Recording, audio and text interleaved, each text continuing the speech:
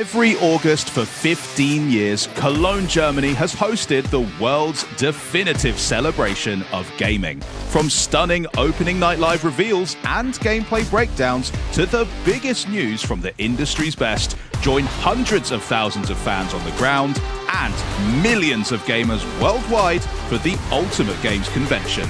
Welcome to Xbox at Gamescom.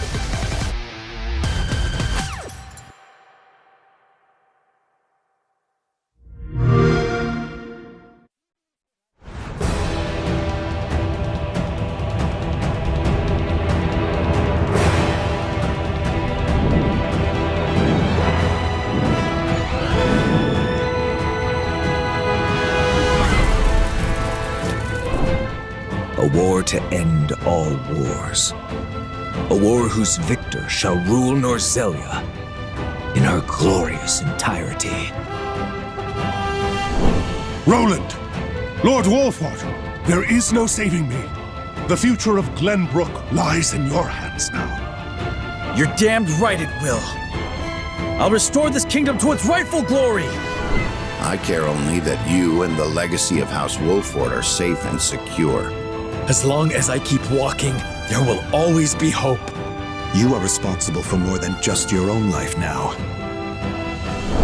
This battle is but the first step on the path Lord Serenoa has laid before us. Let us take this first step together and rejoice. Nothing. You are free of sin. Now behold my power. To victory! Not another step. A battle to prove which of us is more fit to rule Norzelia. A new future is before us, but first, we must carve our way through to it. Hello Xbox fans and welcome to Gamescom. You just saw a trailer for Triangle Strategy from Square Enix, which you can actually play today. And that is just the tip of the iceberg because this is a huge year for Gamescom. We've got tons of great reveals, in-depth interviews, and first look gameplay presentations. I'm Benny from the Xbox On team, and we're gonna make sure that you're getting wall-to-wall coverage all event long so you don't miss out on a single thing. But first, let's head inside and catch up on all those big reveals from opening night live. Thanks so much, Benny. Charlie and Bex here, and I am thrilled to be in Cologne, Germany for Gamescom 2025, holding down the Xbox booth at the biggest gaming convention in the world. There is a ton of amazing stuff packed in the next 2 days, and we finally get to see gameplay for some of the year's most anticipated titles and catch a glimpse of gaming's future in the form of fresh reveals and some surprise drops. I mean, just today, Charlie, we've got a full demo of Dying Like the Beast, tons of new info on Keeper from Double Fine, a custom controller giveaway, what's next for World of Warcraft and Call of Duty, and a brand new adventure starring a certain roguish archaeologist with a whip. And that's just some of the stuff I was allowed to tease after I signed like 5,000 NDAs.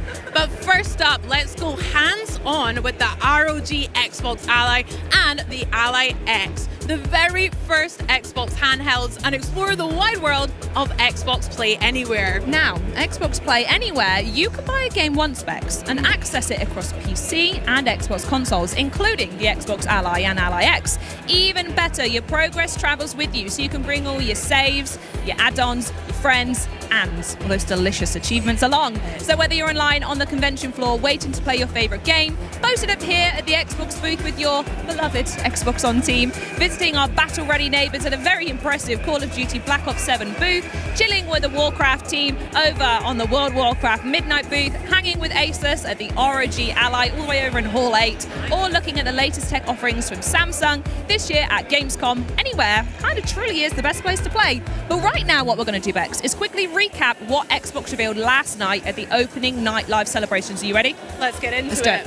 I mean, we got a brand new and very charming Companions trailer for the Outer Worlds 2 that revealed 6 new friends to travel the stars and zap things with. Zap-a-da-zap! The Dynasties of the East expansion for Age of Empires 4 Anniversary Edition also got announced, and they also revealed a release date, so you can start organising your troops on November 4th. Mark it. We also found out about the massive new Indiana Jones and the Great Circle expansion, continuing Indy's investigation edition of the Ancient Order of Giants. Ancient Rome's biggest secret awakens September 4th. Excited for that one. After decades of supporting the Hayabusa clan, Raven Clan is finally taking center stage in Ninja Gaiden 4, which we saw an awesome new trailer for as well. And according to Team Ninja Bag, so if you got this, they have a secret ulterior motive that will really shake up the story when it drops on October 21st. How very sneaky. As anticipated, we got a truly immersive look at Call of Duty Black Ops 7, releasing November 14th. Yes. The new game's got twisted environments, a campaign that supports 4-player co-op, zombies, Dead Ops Arcade, and even a new mode called Endgame to keep your squad busy for years to come. Really impressive stuff, that. So good. We also saw Blizzard storm through with the gorgeous and never-before-seen cinematic intro for the world of Warcraft. Midnight, the ancient home of the Blood Elves, is under threat, and they'll need to tap into the power of the Sacred Sunwell to keep those shadows at bay in 2026.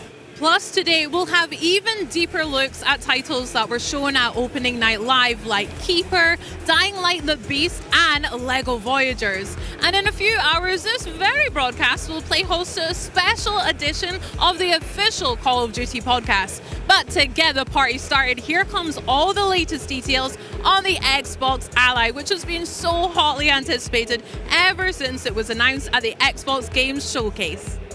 The vision around Xbox has really transformed over the years of people playing on multiple devices, people playing anywhere. We know what players want. They want to game on their own terms. This was a #1 request from our fans. We're working in close partnership with Asus on a brand new handheld called the Xbox Ally and the Xbox Ally X. The best game library on the go, basically changes everything.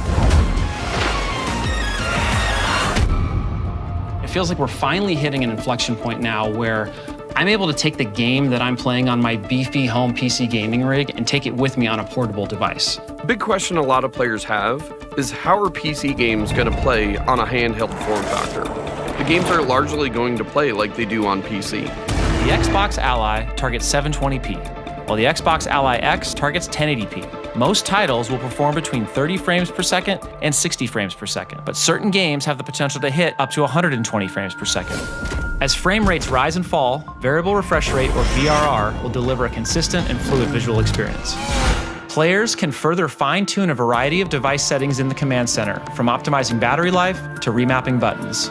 The Asus Armory Crate has 3 distinctive settings that are really great. There's the silent mode for these dark gaming sessions you will have. There is a performance mode, so your battery life is optimized. And then of course, for the top performance factor, you would use turbo mode. When we talk about optimizing for handheld, it's less about stripping games down and more about ensuring playing the game on a handheld is as easy and effortless as possible. Games that run at 30 frames per second or above will get a should perform well on this device tag. Games that hit 60 frames per second or above will carry a should perform great on this device tag. Games that haven't been tested yet will have a performance check not available yet label. As more games are tested, updated, and optimized for handheld, these labels will evolve over time. This is about giving players a device with no obstacles to fun. So one example is making sure that it's going to work seamlessly with a controller. Are all menus and prompts working as intended? And are those UI elements properly sized for the smaller screen? Another example of an essential compatibility feature is having a gamepad keyboard. If a game passes all these checks, they're considered handheld optimized and will be labeled as such. On the Xbox home screen, you'll find a new handheld optimized channel that will curate these titles for players. We test on the Ally all the time as we're building Roblox. For a player, that means more immersion, better graphics, smoother animation. You get to play games the way they were built. If you're playing Doom the Dark Ages on the PC or the console, you expect an ultra-responsive, fast action FPS experience.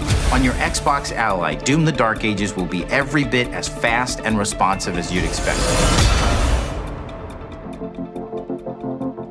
One of the awesome things about PC is that there are so many places to get your games. We think about having this unified game library and how it can bring your entire game collection together. Any recently downloaded and played games from other PC game stores, from Battle.net, the Epic Game Store, Ubisoft, Steam, GOG, or EA, the Xbox app automatically finds them and will show them in your game library. And right on the Xbox home screen, under Most Recently Played. My most recently used game should be something that sticks with me everywhere I go, creating a unified user experience. You're going to see games you've played on Xbox. If it's a PC native game, you're going to be able to play it right there. If it's a console-only game, you're going to be able to stream it from the cloud. If you're down in your basement and you want to stream direct from your console that you've got upstairs, you're going to be able to do it. I'm able to continue to experience the worlds and characters that I love anywhere that I want to play. This is going to be awesome. Now we literally have a device that could go with you everywhere.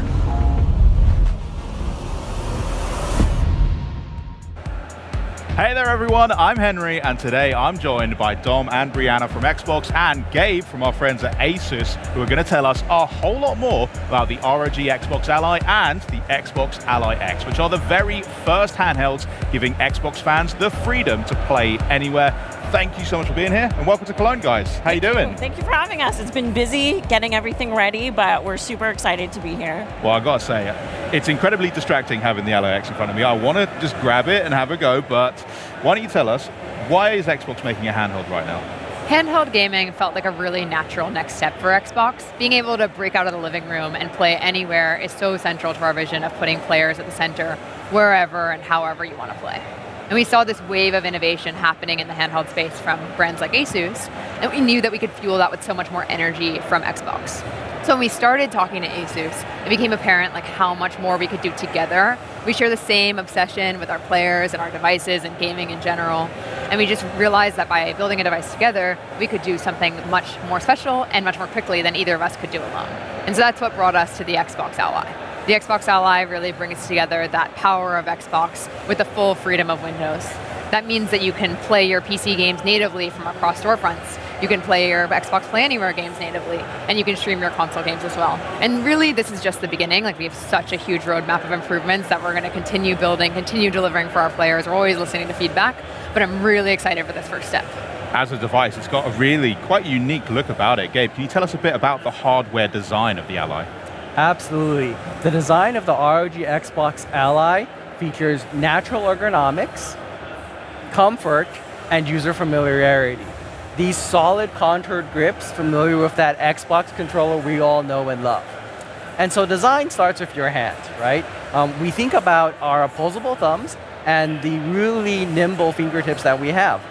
These are the tools that we use to write, to pick things up, and definitely to play. And so when you think about the devices as they are in their current generation, it really rests into your palm, and you're using your palm to pick up these devices. And I say it's kind of like a tray-like feel. With the ROG Xbox Ally series devices, it rests into your fingers and then into your palms, and then allows you to curve over, giving you the freedom to use that to play. On our wonderful new ABXY keys with the tactile feel and color coloring of the new Xbox controllers. It's not as simple, though, as just taking a controller and splitting it in half and putting a panel inside. Really, that would cause you to flare out. So there's a subtle detail of how you kind of want to have you fall in and be natural. And those contoured feels and this natural feeling really helps with the overall weight distribution. And that means comfort when you play long on these devices. And so with the Xbox Ally series, you're going to be able to play longer and play comfortably. And then, with the ROG Xbox Ally X, you then have the access to the impulse triggers. So then you're able to feel everything and be part of the game and immersive inside in terms of all of the things that you would be familiar with on your Xbox controller today. And so you'll get all those game-centric cues coming through on your device. It's so like fully fledged and very well optimized for gaming, which is why I need to ask, how has the Windows experience been optimized for gaming, which is primarily what we want to do with an Ally? Yeah, absolutely. I mean, this has been a huge collaboration between Asus, Xbox, and Windows. And so we really thought about like what makes playing on Xbox so unique, and how can we bring those elements together with what makes Windows 11 so great for PC gaming. And that really led to, from my perspective, 3 big features. The first one is the Xbox full screen experience. The Xbox full screen experience is extremely tailored for the handheld device, for controller navigation, and right from the moment you turn on the Xbox Ally or the Xbox Ally X, you launch directly into this Xbox full screen experience. But what's even more interesting about what's happening here is not just the experience itself, but what's not happening. So we've collaborated really deeply with Windows to defer a bunch of processes that aren't required for gaming. So that means your desktop, the taskbar, all of these things aren't loaded when you boot into the full screen experience, giving all that memory back to your games. The second feature is the aggregated library. So because this is Windows, we know that our players have catalogs of games that span across different storefronts. We want to bring your full library together in one place in the aggregated library so you can see all of your installed games from different storefronts. This makes it super easy to launch your games, kind of stay in that Xbox full screen experience for more of your experience, and just really experience the full value of the device. The third feature that we've really invested deeply in is the Play Anywhere feature. So Xbox Play Anywhere has been a program for a long time, but we've really been investing in it so deeply, and there's now over 1,000 games that support Xbox Play Anywhere.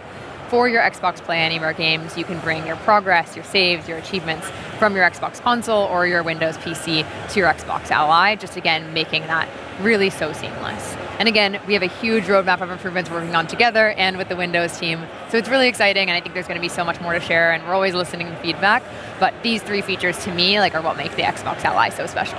So ergonomics, they're locked in. We've also got just a lightweight Windows, primed and ready for gaming. Yeah. Gabe, tell us a bit about the horsepower behind it and the partnership you've got with AMD to really make games shine. Absolutely. We're really pushing the boundaries of silicon with this device. Efficiency is the Xbox Ally superpower.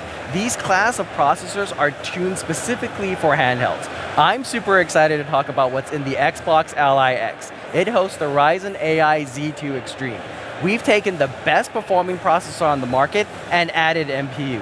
That means you're ready for new frontiers in local AI gaming while having the best efficiency possible on these new amazing generational changes with the Z2 Extreme.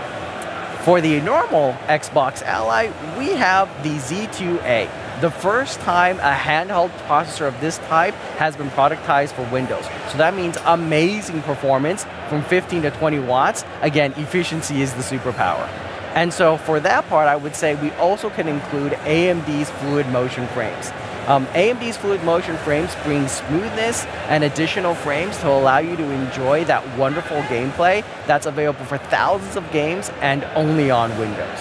Lastly, I would say we're going to bring the power of AI to our devices. So for both the Xbox Ally and the Xbox Ally X, you'll be able to have Copilot for gaming, a game guide you can call from the Xbox menu that assists you while you play. It's all super exciting. Brianna, I don't think we should keep anyone waiting any longer. Why don't we take a look at how the Xbox Ally X works? And I think we should get a camera in here as well so that people at home can definitely take a look. But show me how you turn on one of these things. Yeah, so one thing that's great is there's a fingerprint reader on the power button. But as Dom mentioned, we made a lot of improvements in Windows to help add gamepad navigation across the device. So I can press A to dismiss the lock screen, and I can navigate all elements that I would expect to with a gamepad. One of the features I really love is that we've added gamepad indicators to the pin pad. So if you're familiar with them on console, you'll be able to enter your pin or have your own kind of combination that you would have to put in your password quickly. You can also use directional navigation, and we really want to give the flexibility to the players of how they want to get into their gaming session. Cool. So I'm not going to peek at your pin, don't worry. No one's going to look like what the pin is. Device. I'll get my own later, don't worry. Yeah. So I'm going to quickly put in a pin for this device, and you'll boot right into the Xbox app. Cool, and what's the first thing we're kind of seeing here? Yeah, this is that Xbox full screen experience that we've talked about. So it boots directly into this experience. It's really tailored for gamepad navigation, for the handheld screen, and again, it doesn't even load those processes that aren't required for gaming. In some of our initial estimates, this shows an estimated 2 gigabytes of savings in memory, which can all go back to your games, which means faster startup times and less idle power draw. Absolutely. I mean, that was super snappy just to get into that. Super cool. And I've got to say, big compliments on the library that I can already see. When you run us through a bit of this experience as well. One of the buttons that we've added on this device is a library button, so you can push that and it'll take you right to your library. Dom mentioned about the aggregated library. You'll see these new indicators across the thing. So, hey, these are my games from the Game Pass entitlement. These are the ones installed from other storefronts. And we really want to make sure that when people play a game in the library, they know what save they're doing it. You might be like me and you own the same game across multiple storefronts. Your save files are so important. Yeah, I'm very guilty of that. and so you want to make sure that when you launch your game, you know where it's coming from, and you're able to kind of get that jump back in where you expect. Amazing. Can you launch up a game for us? I'm going to let you choose. Yeah, so let's launch up Gears of War. Good pick. You can see that the bootloader that we have launches full screen. That really takes you to kind of that immersive experience, so you're not seeing those desktop elements that Dom mentioned previously. Very cool. Because there's something I use at home on my desktop, which is Game Bar. I use it to access my screenshots. I use it to access all of my friends lists, party chat. Yeah. We have a little look at that. How does that operate on the Ally? Yeah, so one of the main differences between the original Ally and the Xbox Ally is now there's an Xbox button on the device. And so by pressing it, you quickly bring up Game Bar. And this is the optimized view that we shipped last year called Compact Mode. That takes that same widget model that we have before that's completely extensible, but it puts it in a more streamlined, optimized form for these handheld devices. So it lets you quickly get access to device settings and most importantly, Command Center. Nice. So instead of having multiple overlays that you're juggling, it's all in one overlay and it's all in Game Bar, and so you can get access to some of those awesome AMD features as well as the Asus features that you've been known for before, to be able to navigate those and adjust those kind of performance settings on the fly. As a person who is already a multi-device user, it does instantly feel quite familiar as well. Like across my console or my PC, I'm kind of getting this very fluid and connected system. It's really nice. Yeah. So we could jump back into Gears of War, but we know this is a fully fledged Windows device. Yes. What else can you do with it? Are there other apps that you can use? Yeah, so one of my favorite features is we've added a new custom task switching view. So by long pressing on the Xbox button, you'll get this new experience where you can quickly bumper between existing applications as well as go to the Windows desktop if you need to kind of tweak something that you can't do easily. And it really kind of makes it feel fast and fluid, and so if you're using Discord or getting a little hint and edge, you can quickly bumper between them and then go back to your game really smoothly. So snappy. I absolutely love it. Dom, is there anything else you'd like to add as well to what we're seeing here? Yeah, I mean, this is really our Xbox experience reimagined for handheld gaming, built in collaboration with Asus, Windows, Xbox, and allows you to have that full immersion and effortless play.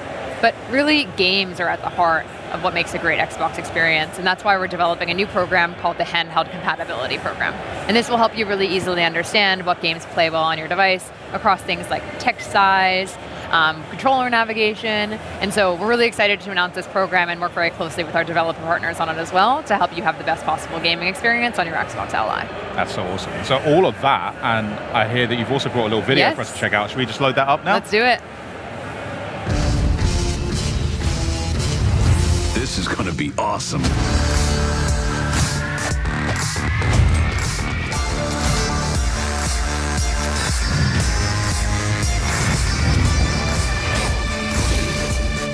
Let's do this.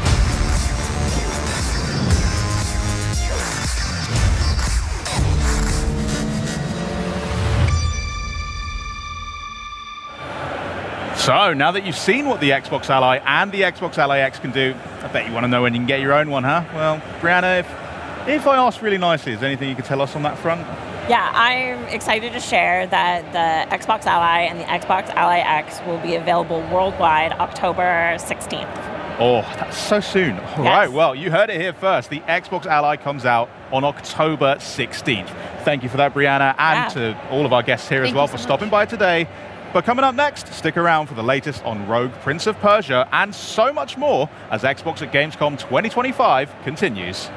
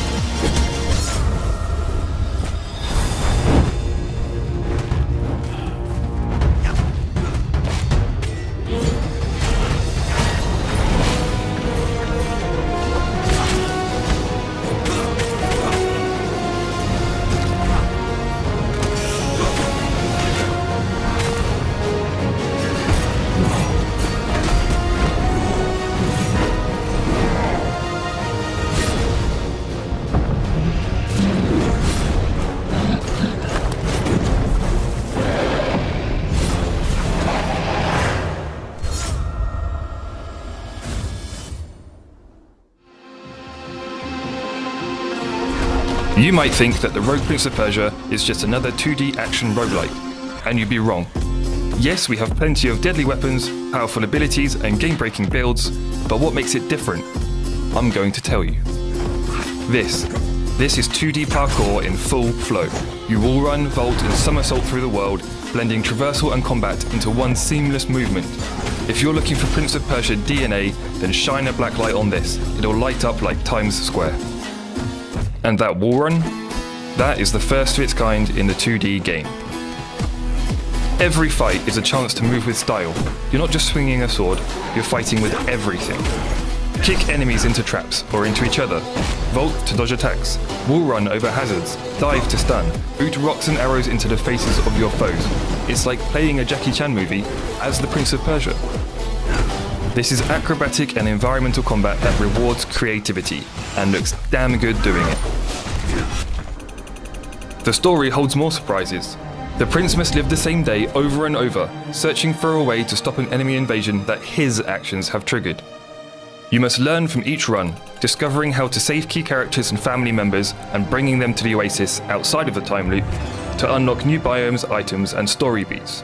Only by exploring the entire city, from the depths of the mines to the top of the lighthouse, will you find the one path that will give you the chance to change the fate of Persia. And the soundtrack? Woo! An unheard of combination of traditional Persian instruments fused with modern trap. It drives you forward. Every run has a rhythm, every fight has a beat, and we guarantee you'll be listening to it when you're not even playing. So there you have it. The Rogue Prince of Persia offers a unique combination of 2D wall running, environmental combat, a branching narrative, and a pulsating soundtrack, on top of all the usual tasty roguelike ingredients. This is a roguelike with rhythm, flow, and style.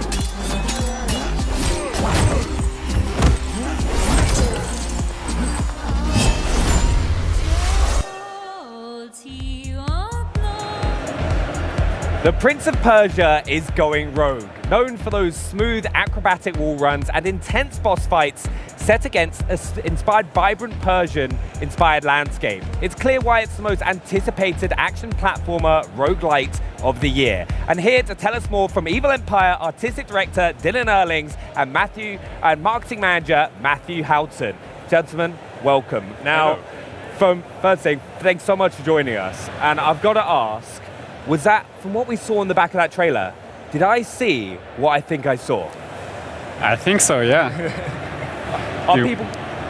Which one of you would like to reveal it, if anyone missed it? Basically, the game is out now on Game Pass, right now. You can go play it as you want. Right, amazing. And also, for those that don't know as well, this game reinvents a classic franchise. And in the past, you've worked on games like Dead Cells, the Evil Empire, and fantastic DLC like Castlevania. How has it been taking a beloved franchise like Prince of Persia and kind of bringing a new genre to the mix? But it's kind of it's tough and great at the same time, because obviously we've got a load of fans of the franchise in the team, lots of people who played Sands of Time, even people who played the original back in the 90s. Yeah. And so there's that pressure to take this franchise into a different direction. But it's great because it actually gives us something to really focus on. We knew we wanted acrobatic combat, we wanted a wall run, we wanted this real Persian-inspired vibes. So that helped to kind of keep us on the right path while integrating our 2D action knowledge to make something which we think is unique.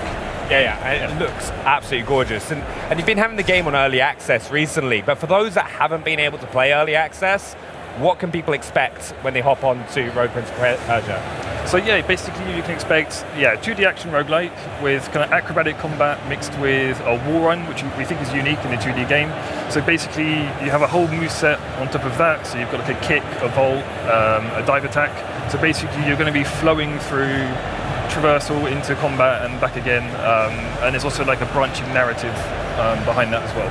Yeah, nice. And also, you've had early access for a bit now, and you've been asking for loads of feedback from players. What's been some of the ones that has kind of been the most surprising or inspired bits of feedback that you've taken on board?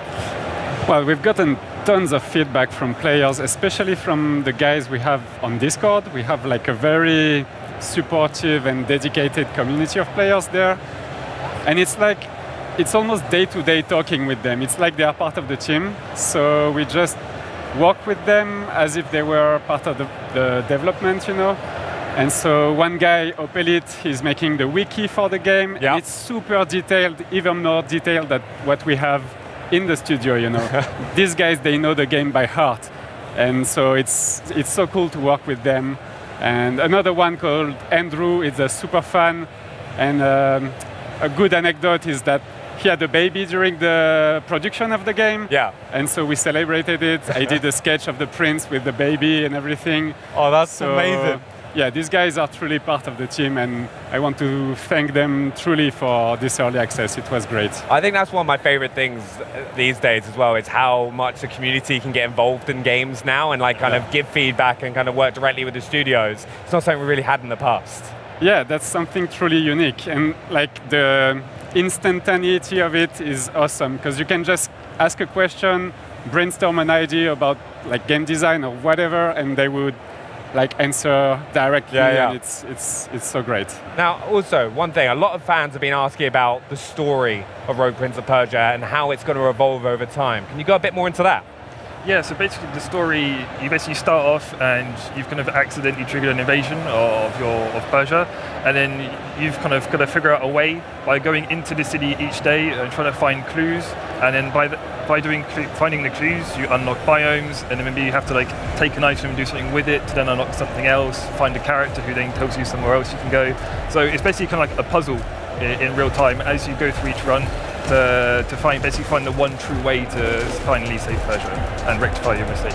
And like you said about clues, right? Something that we will expect, hidden elements in the game. Are there some of those for us to find? Yeah, there's definitely hidden rooms where, you know, like you'll find characters and stuff. I'm trying to think of an actual example, but definitely where you find the Lale, that's kind of real, like hidden stuff. But it's Prince of Persia, there's got to be hidden rooms somewhere. I was hoping so, because I love the old games as well. And players being like, one of the most things as well, when you look at the game, first of all, the visuals. It is visually stunning, the comic book style, and like you've obviously massively behind this. Could you go a bit more into what inspired you and how you kind of worked on the design of the game? For sure. So we wanted the game to have a unique look, like something that would not have been made before. And so since it's a very 2D game, we wanted to embrace that aspect and have something very graphic with these patterns, the borders and everything is. So it's inspired by the Persian miniatures, which are art from like back in the days in the ancient Persia. And this would be very graphical images painted by hand. And so we tried to incorporate some of this element in the art direction of the game. And the other inspiration is the French comic books. Yeah. So we really wanted to have some of this in the game because in the art team we are big comic book lovers. And because we wanted to be super like innovative, we used Moebius as a reference because nobody does that in the indie games. No, yeah, but he's a great artist, so he was one of the main reference. And also, you mentioned Discord earlier as well. Have you like taken any fan-inspired feedback on some of the art that you've used in the game? For sure. We had some fun contests on the Discord. And so, for example, we had a skin contest at some point, and player would like draw whatever crazy type of prince costume. And so we had like a voting for the favorite skins, and I think 8 or 9 of them ended up in the game. That's amazing. So that's great. That must be. I can already see though how much you kind of work with your community already, and if there's anyone else who wants to get involved, are they able to do that as well? You mean the players? Yeah, like the players can get involved to give feedback. Yeah, for sure. Like in the game design, we changed tons of stuff. Like for instance, we have this medallion system, which in the beginning was maybe too complex.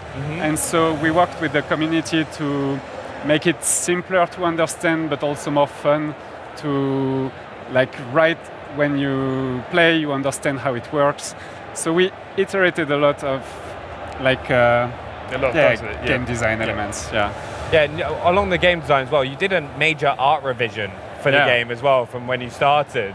So much so, you made a mini documentary about how that happened. How was that? That was a long walk. So, long story short, when we released in early access, we knew we were going with a bold and unique look, and we knew not everybody would love it. But we got a lot of feedback from players that did not like so much the art direction. So we tried to take that as a feedback, just as if it was gameplay. Why not rework the art, you know? So we did a lot of polishing, and we changed some of the color. The prince was purple in the beginning. He's not purple anymore. That's a long story. But yeah, we tried to make something that player would like more. And so this was like, yeah, big rework. I think it's one of the first things anyone notices as soon as they see the game. It's so vibrant and colorful, and it's like so pretty to look at. Like you've done like an incredible job putting that together. Thank you. Have you got any personal favorite pieces that you worked on in the game? I mean, we tried to be as diverse as we could in the biomes that you are going through. So each biome has a very unique color palette.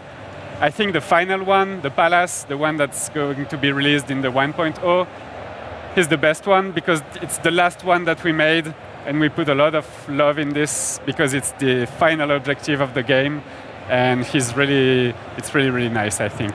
I think we've also, you talked about all the different biomes that are available. We've got to talk, how do you work on kind of making those beautiful backgrounds that you kind of interact with, and then the kind of the combat gameplay, because it must be kind of difficult to manage. That's a challenge for sure, because the gameplay is very fast-paced, and the traversal is challenging. So you have to be able to read everything very quickly. So we try to have something that is very simple, yet tells a story. So whenever we can, we have rooms in the game that tell like environmental storytelling, but it's not during the combat phases. So it's a subtle balance between readable gameplay and background that tells a story. Oh, nice. So especially, is it like clear when there's like a hidden room or something like that you can smash some pots or kind of work your way through? There is some of this, some secrets in the game. Now, also we've got to talk about the color palette and lighting. They've been widely praised by players in early access.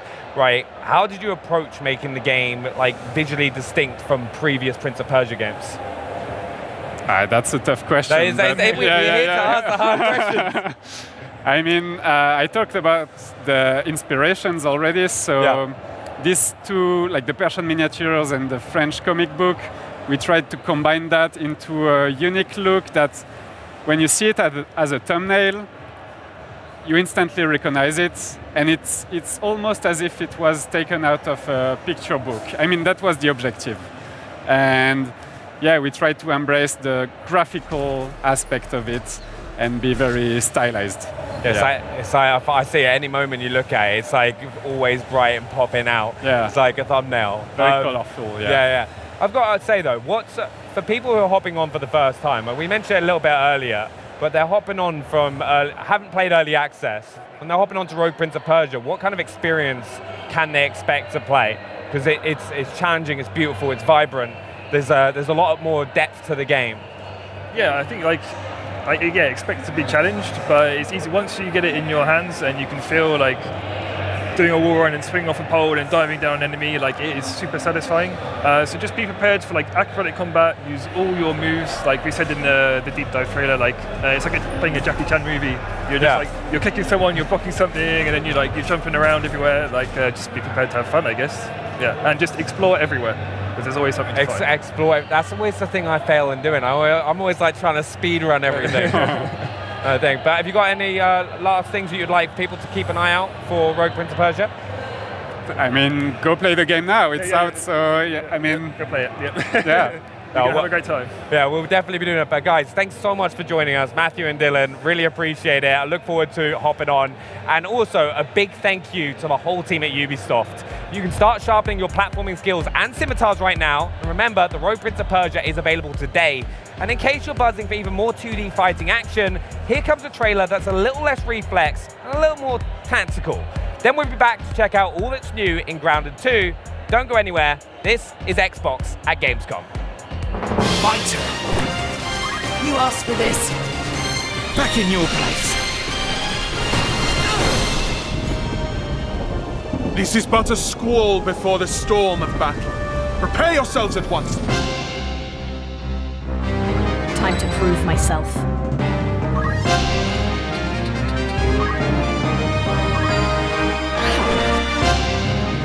Have at you!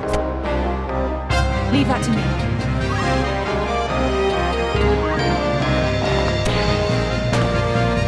An ambush. This day grows lovelier by the hour.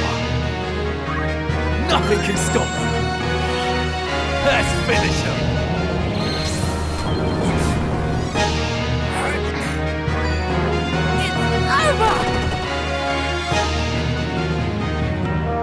On my honor. A good choice. This will suffice. Feel my wrath. Embrace inevitable end.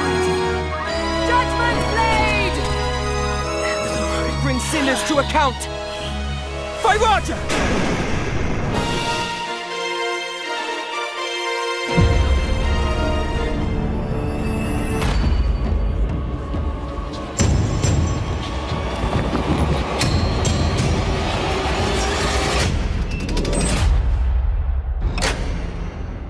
What do you know about the legend of the Nameless Crusader?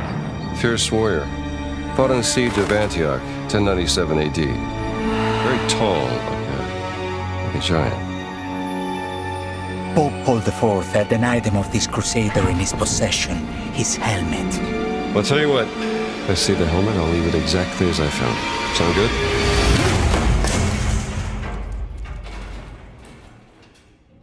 Oops.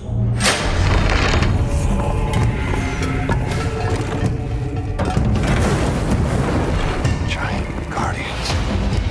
The root skull, way back. Worshipped by the Mithras cult. I can't believe you dare to investigate this. It's impressive for a snake.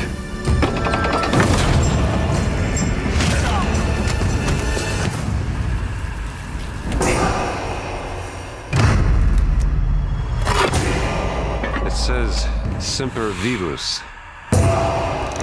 Always living. Not dead. He's not in a tomb.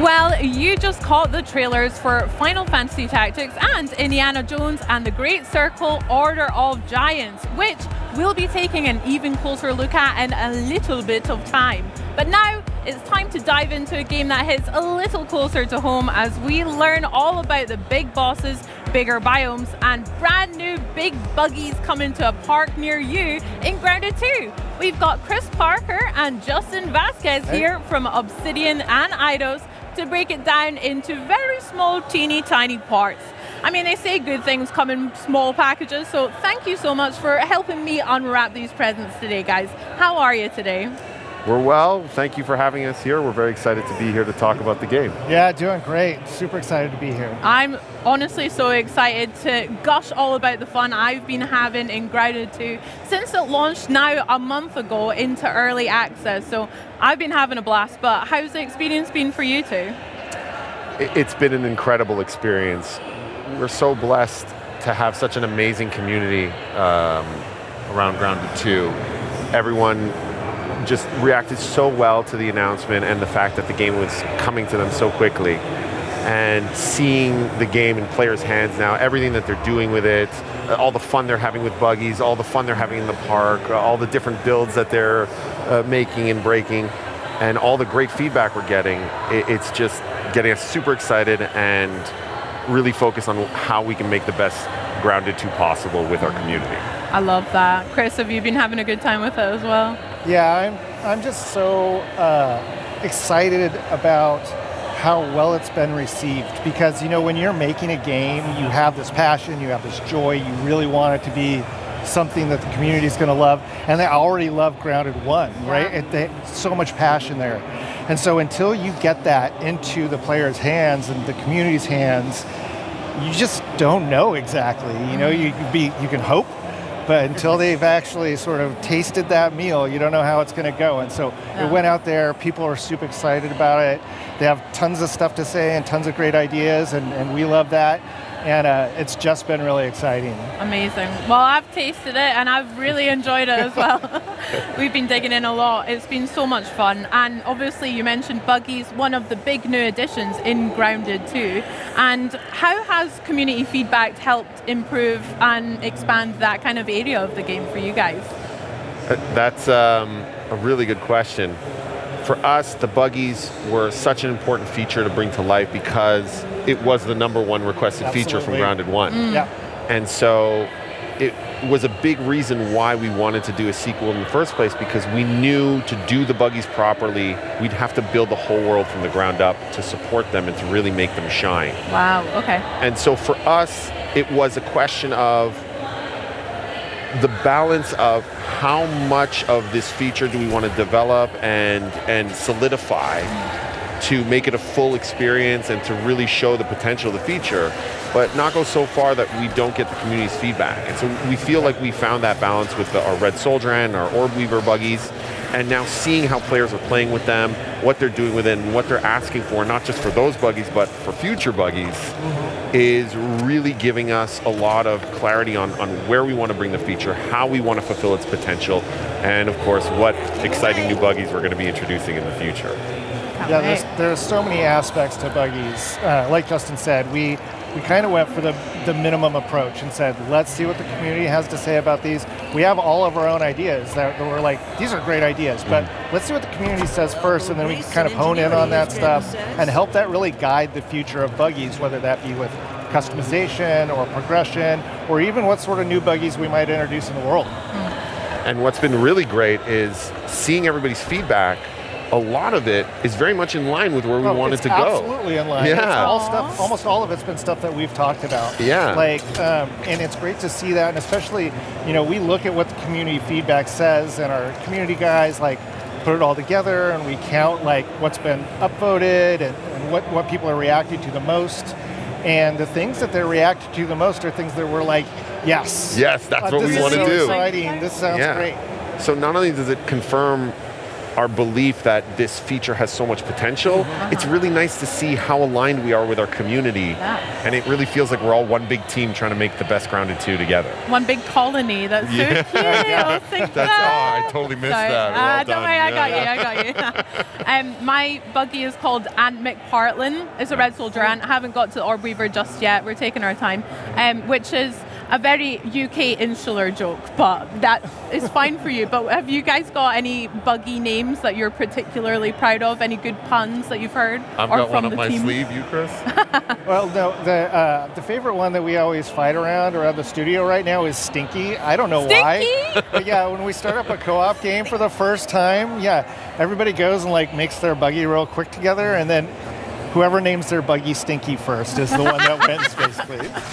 I always call my aunt Antonio Banteras, because you get the double ant pun there. Double ant pun, and also crazy. just because I like to think of my red ant as this charming, roguish ally that I'm going on an adventure with. So Love Antonio that. Banteras. That's beautiful. He's your own very real sidekick. That's beautiful. Yeah. We have another first in Grounded 2 with our classes. So, we were chatting a little bit behind the scenes about, I've been loving the mage class personally, but what has been the most exciting developments from either seeing a lot of players get to grips with these classes or from the team themselves? When we set out developing archetypes, they were really about just helping players understand, how do I best equip my character for whatever it is I'm trying to do today, right? You're not locked into being a mage for the whole game. You could be a mage one night and then switch over to a ranger or a rogue or whatever. You want to be a sword and board fighter, do that. But let's have the interface help you out and help you sort of min-max easily into that play style. And to be perfectly honest, I thought this was just like a kind of a nice little quality of life add to the game. And the players love it. Like they think it's fantastic, and they want to know, hey, what are the next ones going to be? What's equipment that's going to be added so that we can, further develop this particular archetype? And that's been really surprising, but also super encouraging and exciting for me, just to see that, people love this. Something that I thought was pretty small, something that actually IDOS actually championed in the first place, and everybody loves it. It's great. It's been really positive reception. From our point of view, it felt like a natural extension of what Grounded was already doing, and what made Grounded special as a survival game was this really rich RPG fighting system. And to speak to what Chris is saying, that's also the shared DNA between Obsidian and Eidos Montreal, is that love for both RPG mechanics and progression and player choice. And so this felt like a natural extension of us working together, of us collaborating. And to see it in players' hands, not only them finding really cool ways to break the builds and push them to really cool limits, like the dual wielding rogue that can, one-shot, even our biggest, toughest foes. But on top of that, seeing them use the builds in really creative, unique ways that, like you said, speak to their play style. And you're not locked into anything. If you want to be a mage that whips out a sword and a board, you can do that. If you want to be a ranged who is still packing a mallet, you could do that as well. And so we really want the players to express themselves however they want, and we want to get their feedback so that we can find new ways to help them express themselves over the early access of this game. Love that. I mean, with new classes, we've also got some new bugs as well in Grounded 2. How has that been for putting those into the game, implementing them, and how have the community received some of the new ones, like our new scorpions, our caterpillars, etc.? Are there any fan favorites that you've seen emerge? I don't know about favorites, but I think all of them have been really well received, but like for different reasons, of course. So we've got a ton of feedback from folks who are like, man, the caterpillars are so sweet and they're beautiful, and I have to kill them. Why have you done that? Why have you ruined my life and blackened my soul with this?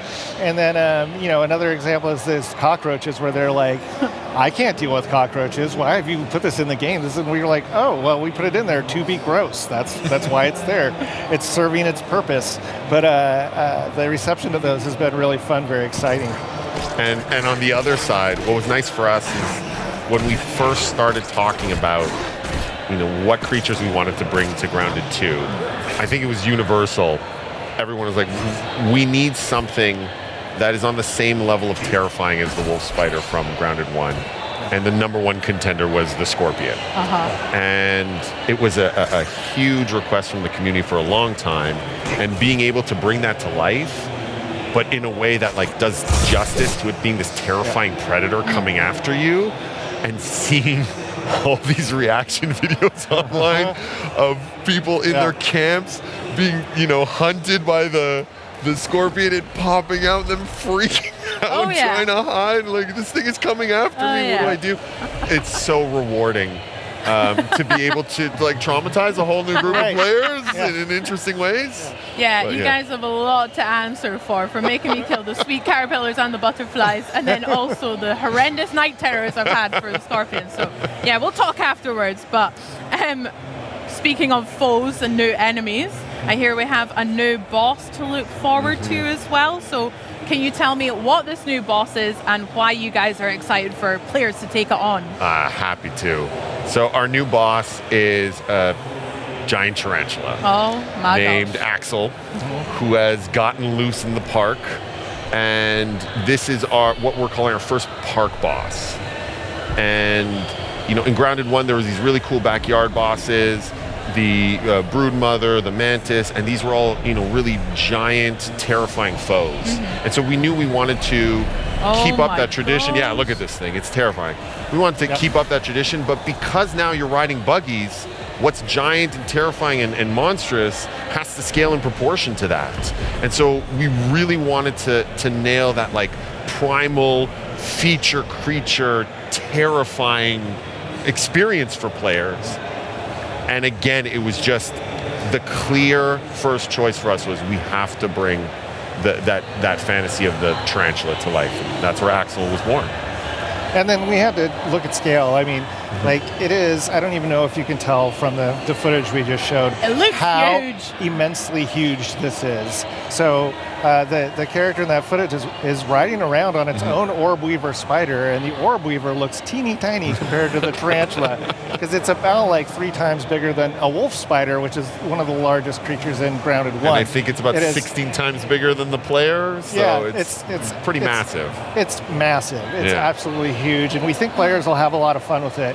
It's got its own arena. It's got its own like sort of like recipe and things that you've got to do in order to summon it and bring it in. But we think it's a pretty exciting boss. Yeah, it looks huge and terrifying for sure. How did you guys land on the name Axel? That's so cute, for one. I'm guessing it's a pet tarantula as well that someone just found. Oh no. So one of the best things about our franchise is it's set in the 90s. This one's set in 1992s and 1992, and so there's all this nostalgia around that era that means a lot to all of us. And Axel is actually a reference to Home Alone. In Home Alone, the older brother has a pet tarantula called Axel that gets loose, and so that's our little Easter egg. Yeah. I Yeah. love that. I love that it makes sense in the world of Grounded too, but also it's just a sick callback to real world movies and stuff. There's Love a couple of more Home Alone references in the game, so around Axel. So I can't wait to see if the community catches them all.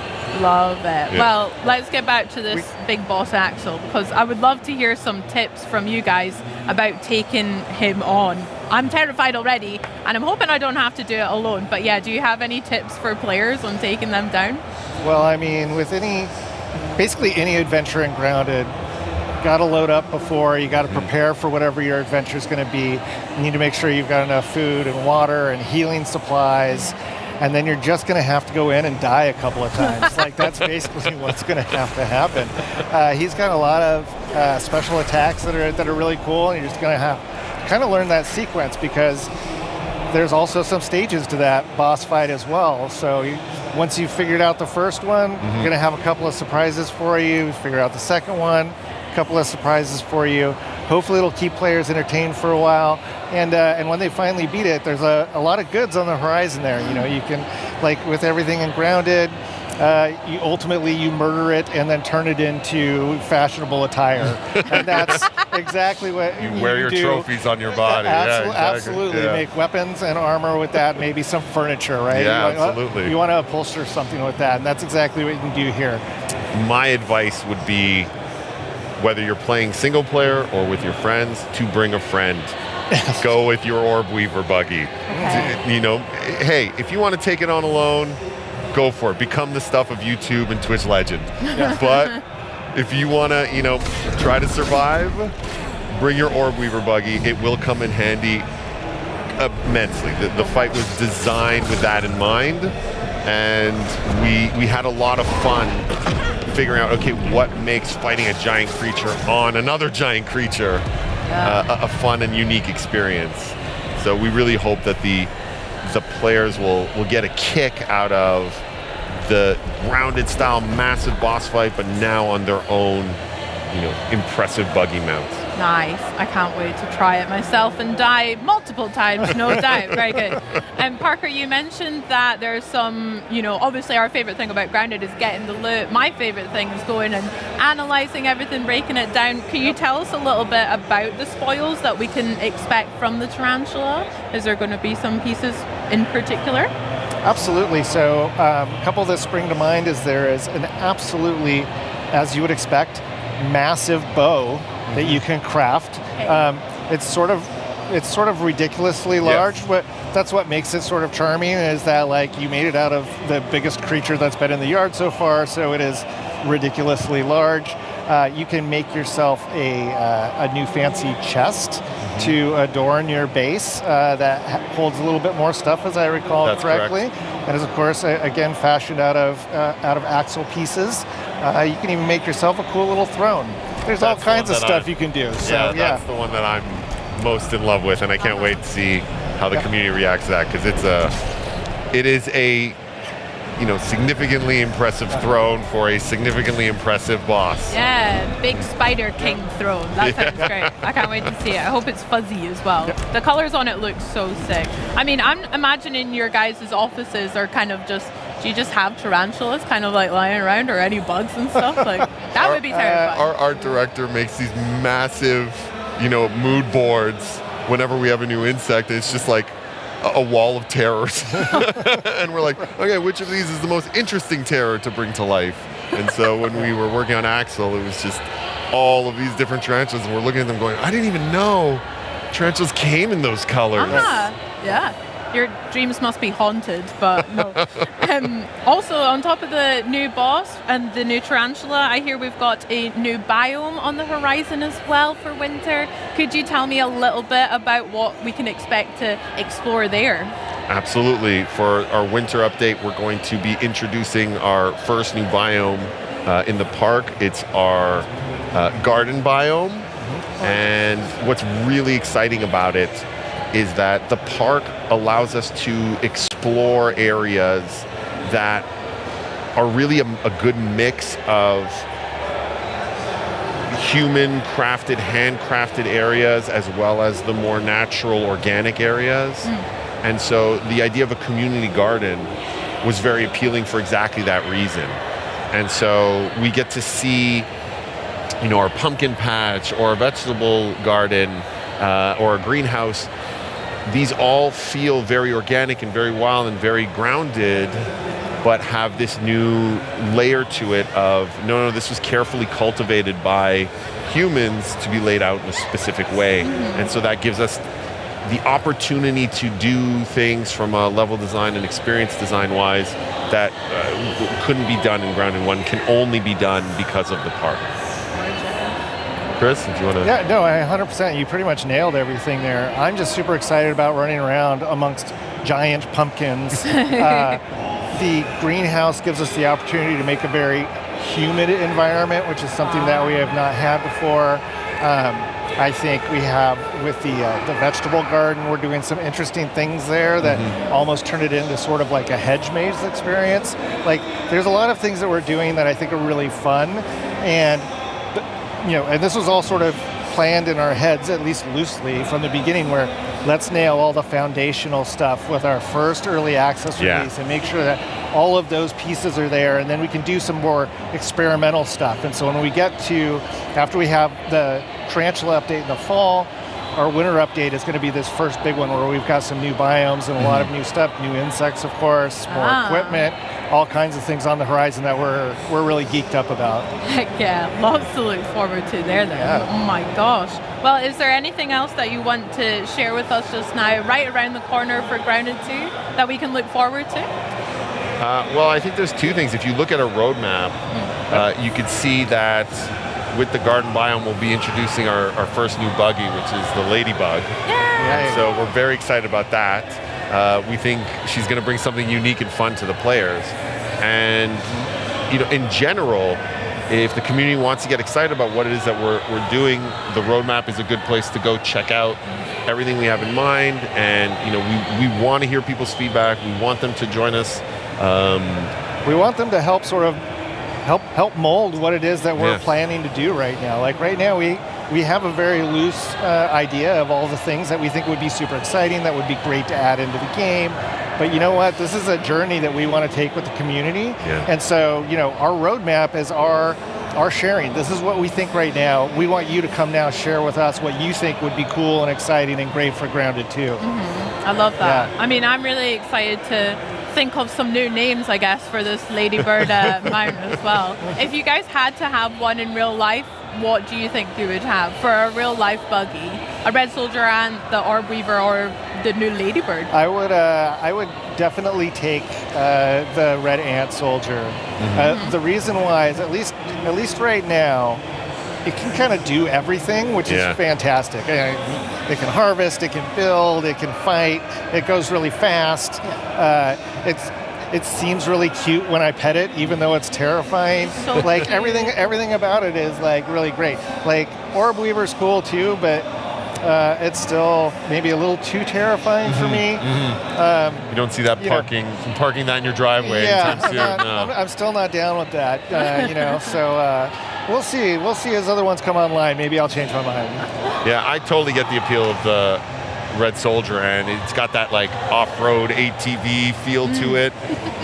That dirt bike that you can kind of take out anywhere. Yeah. But if I'm honest, right now I'm leaning towards the Ladybug. Maybe it's because it's new and exciting, but honestly, because as a player of Grounded 1, that was the one that I wanted to ride the most, and often would, just by jumping on it and letting me carry around. I fantasize about riding this wild creature around the backyard. And so being able to bring that to life in the park, it not gonna lie, it's super satisfying. Oh, that's so nice. Can't wait for the community to get that dream come true. I bet. Oh, well, I mean, we've spoken a lot about community, and it just feels like so clear you guys are so synced up with them. You're listening to the players all the time, but how has both of your teams kind of created tools for players of Grounded 2 to be part of this collaboration, or how can people watching at home kind of get involved with the feedback process too? Yeah, I mean, we're up on pretty much every social media platform out there. The primary one is Discord. The Grounded game is up on Discord, and we have a great community up there. That's also one of the places where it's easiest for people to go look at what does everybody else in the community say, and go ahead and upvote ideas and discuss those ideas in great detail. And then we have a great community group of folks at Obsidian that go through everything. They respond to every single customer comment and note and whatever. We try and make sure that people know that we are actually listening to them. We are already weekly getting together amongst our teams and going through all of this feedback and sorting it out and figuring out, hey, what is it that we want to do in the next week? What do we want to do in the next month? What is something that we want to try and do in 4 months? If we don't want to do it, let's talk to the community and see if there's something that's close to that sort of makes sense or we can make work. So it's just a whole lot of things, and you know what? Props to the Grounded 1 team who built this community and allowed us to actually follow in their footsteps on this, because the community is on Grounded and Grounded 2 is just so supportive and so great. And it's because I think we try to interact with them constantly. We try to listen to them. We try and make changes that they want, and I think they appreciate that and are loved. And it's really something special. It's pretty cool. Absolutely, that was something everyone at the team at Eidos Montreal saw right away, that the story of the success of Grounded was that this community wasn't just rooting for the game, they were rooting for the team as well, and the team wasn't just trying to make this game in a bubble, they really wanted to collaborate with this community, and it's that healthy bond between them, that interdependence between them, that resulted in an amazing game. And so of course we want to replicate that success. Of course we want to replicate that feeling for the community, and of course we want to allow that to put us in a position to create the best version of Grounded 2 possible. That's beautiful. That's so fun. Well, I have some ideas that I'll have to tell you afterwards off stage, but can't wait I'm to going to hear. write them down yet, and be sure to join that Discord as well to chat more Grounded. But honestly, Parker, Justin, thank you so much. I've had just a blast talking about Grounded 2, and I can't wait for all the new updates that we've got as well. Thank you for having us. It was a blast. Thank you. Being able to just talk about the game and a situation like this is awesome. Heck yeah. And thank you so much. No, thank you. I mean, there's so much more to look forward to as Grounded 2 continues to grow. But for now, we go from the ground to the air to explore the biggest biome of all, Earth's atmospheric envelope. There's new places to go and new ways to get there, so let's set a course for Microsoft Flight Simulator 2024. But on the way, we'll have a brief stopover on Star Sand Island.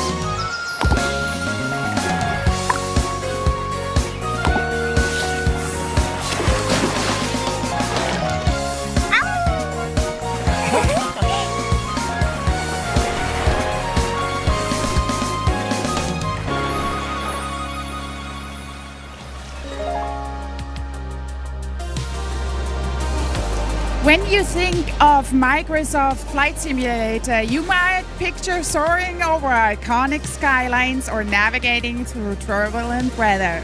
But the sim is so much more than just a sightseeing. And here to tell us all about the latest updates is head of Microsoft Flight Simulator, Jörg Neumann. Welcome to Gamescom. So great to see you, Maxi. It's great to be back in Cologne. And you always bring some delightful surprises when you're here in Cologne. What does Microsoft Flight Simulator have in store for the fans here today and fans everywhere?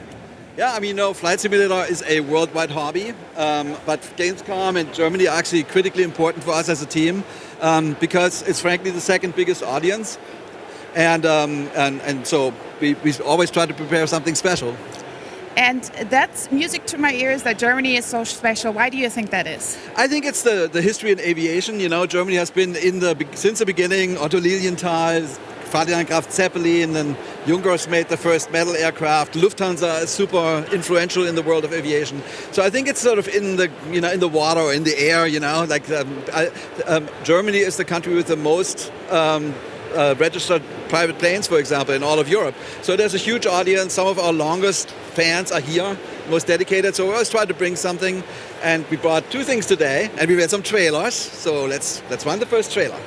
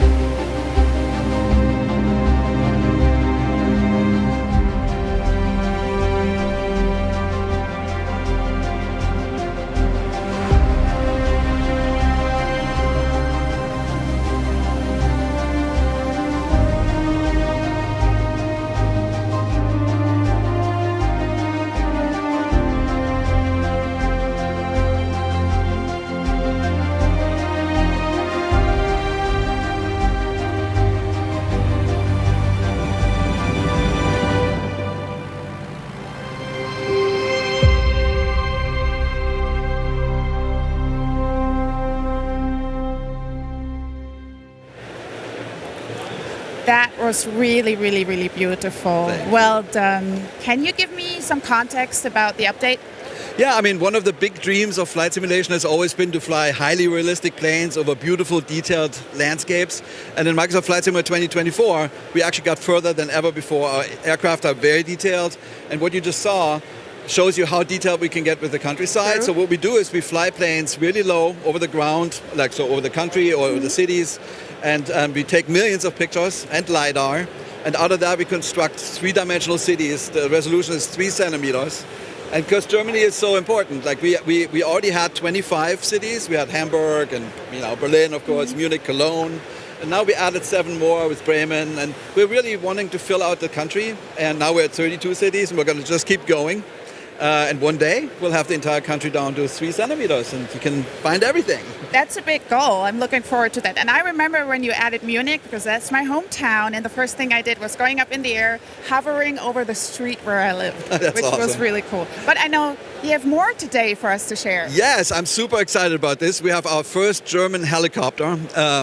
It's called the Eurocopter EC-135, which is actually based on a German helicopter called Messerschmitt Bölker Blohm MBB 105. That one was built since the 60s. And it's been evolved and enhanced ever since. It's now one of the most sophisticated, most flown helicopters in the world.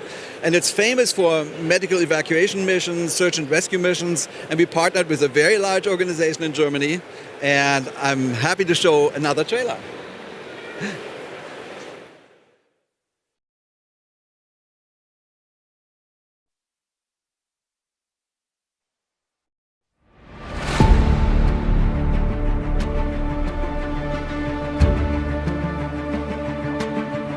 Pilot, we have an urgent report of an injured tourist at Neuschwanstein Castle. Cleared for takeoff, helipad 1. Let's go.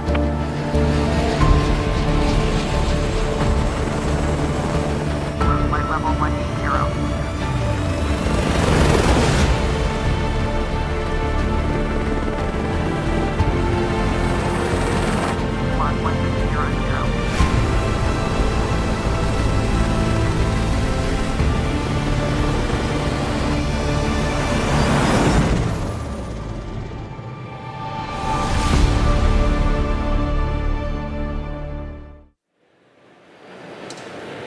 And now we are joined by Florian Brocksch, a real-world ADAC air rescue pilot. Florian, welcome to Cologne. Hello, Maxi. Thank you for having me.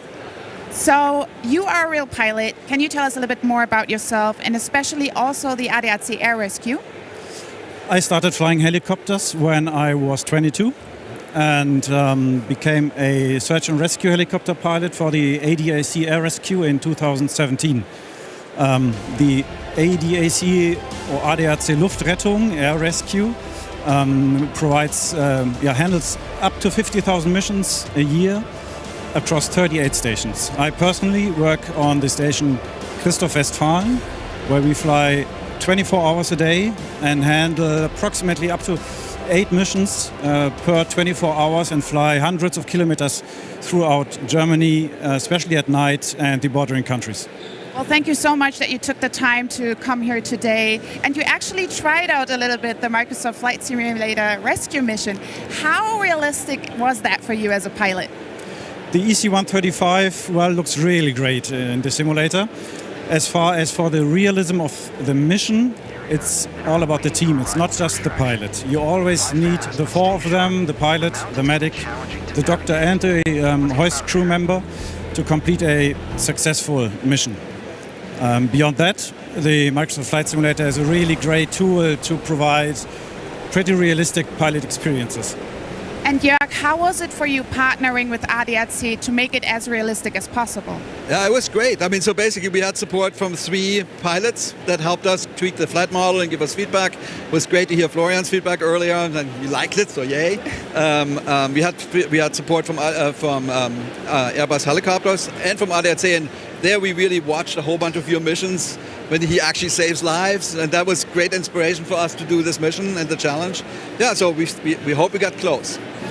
Thank you so much, both of you. But the most important question, when can fans fly the EC-135? Right now. So, and also the mission and the city update? All that, yeah. So the city update is available in Flight Simulator 2020 and 2024. And the mission and the EC-135 in Flight Simulator 2024 right now, and it's all free.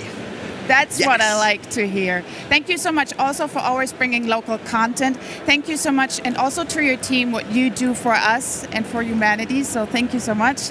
And now we're going on. Then that's not only what we are happening at Xbox at Gamescom, because we're just taking flight and we've already seen some really, really cool game updates and live demos. We also got a firm release date on the ROG Xbox Ally and Xbox Ally X, October 16th.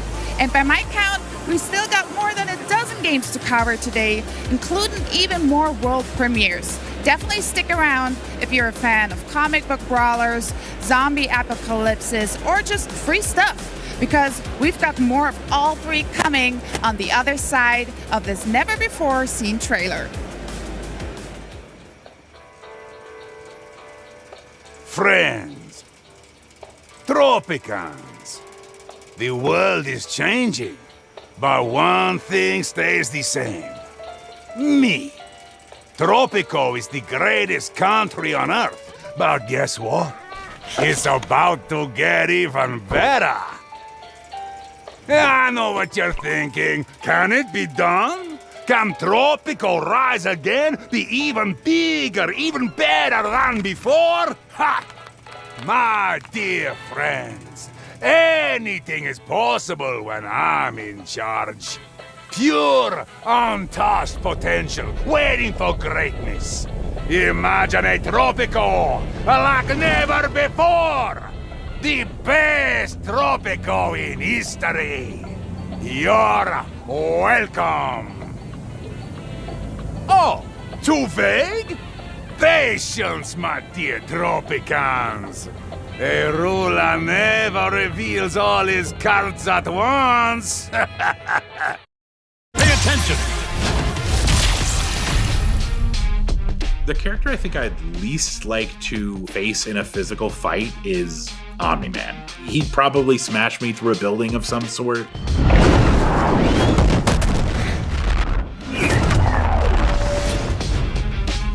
Omni-Man is such a powerful character, even compared to other Viltrumites.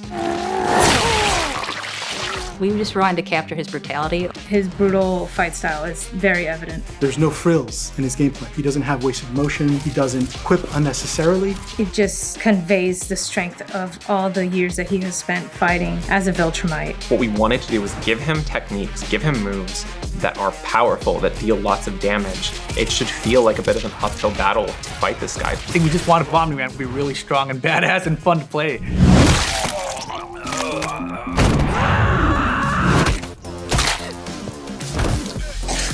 What drives the story of Invincible sort of as a property forward is that father-son relationship between Mark and Omni-Man. A lot of that comes through with unique voice lines like intros and outros. I looked up to you my whole life, but you're just a lying piece of shit. Your life is the blink of an eye to a Viltrumite. You barely know me. It's that father-son dynamic where they still love and care for each other, but they are at odds with their morality. I also love his moment where he's considering killing his only son and reconsiders and flies away. You've got those two sides of Omni-Man where he's just brutal, a mind of steel, and this superhuman side of him. His brutal style of fighting is so evident in all his gameplay movesets. Omni-Man is one of our balanced characters. So he actually has an anti-air. He's got like this uppercut style move. He's got a projectile, like where he claps his hands and a big wave comes out. That's called the Thum, and then like when you boost it, it's called the Kuthum. We're pulling from when he fights Cecil. We have this move where he like comes flying from above and he slams your head into the floor repeatedly. I love the way he just crushes. And it just feels really, really good. Especially when you boost it. He does the overhead and he follows it up with like a series of just smashes where he just blasts them into the ground. It feels very Omni-Man, it's just satisfying. There's this one move where he does this like trio of hits and he says, "Not even trying yet." Probably isn't trying, and that's terrifying. We're pulling directly from the show as well, from when he's beating Mark, ping-ponging him around the sky. On his Super 2, he says very confidently, "Pay attention! Learn something?" I think that really sells Omni-Man, who he is. Definitely check out his ultimate. It's so good. It's called the Destroyer of Worlds. And there's a sequence during the Flaxen fight where he takes the opposing general to this homeworld and just utterly destroys it. So he sees him holding the general's body, blasting through a series of buildings. But there was also another beat that happened at the end of that sequence where it shows him holding this mountain over their scientists. It's that whole sequence all smashed together, and it's fucking epic. Listen to me! You don't seem to understand.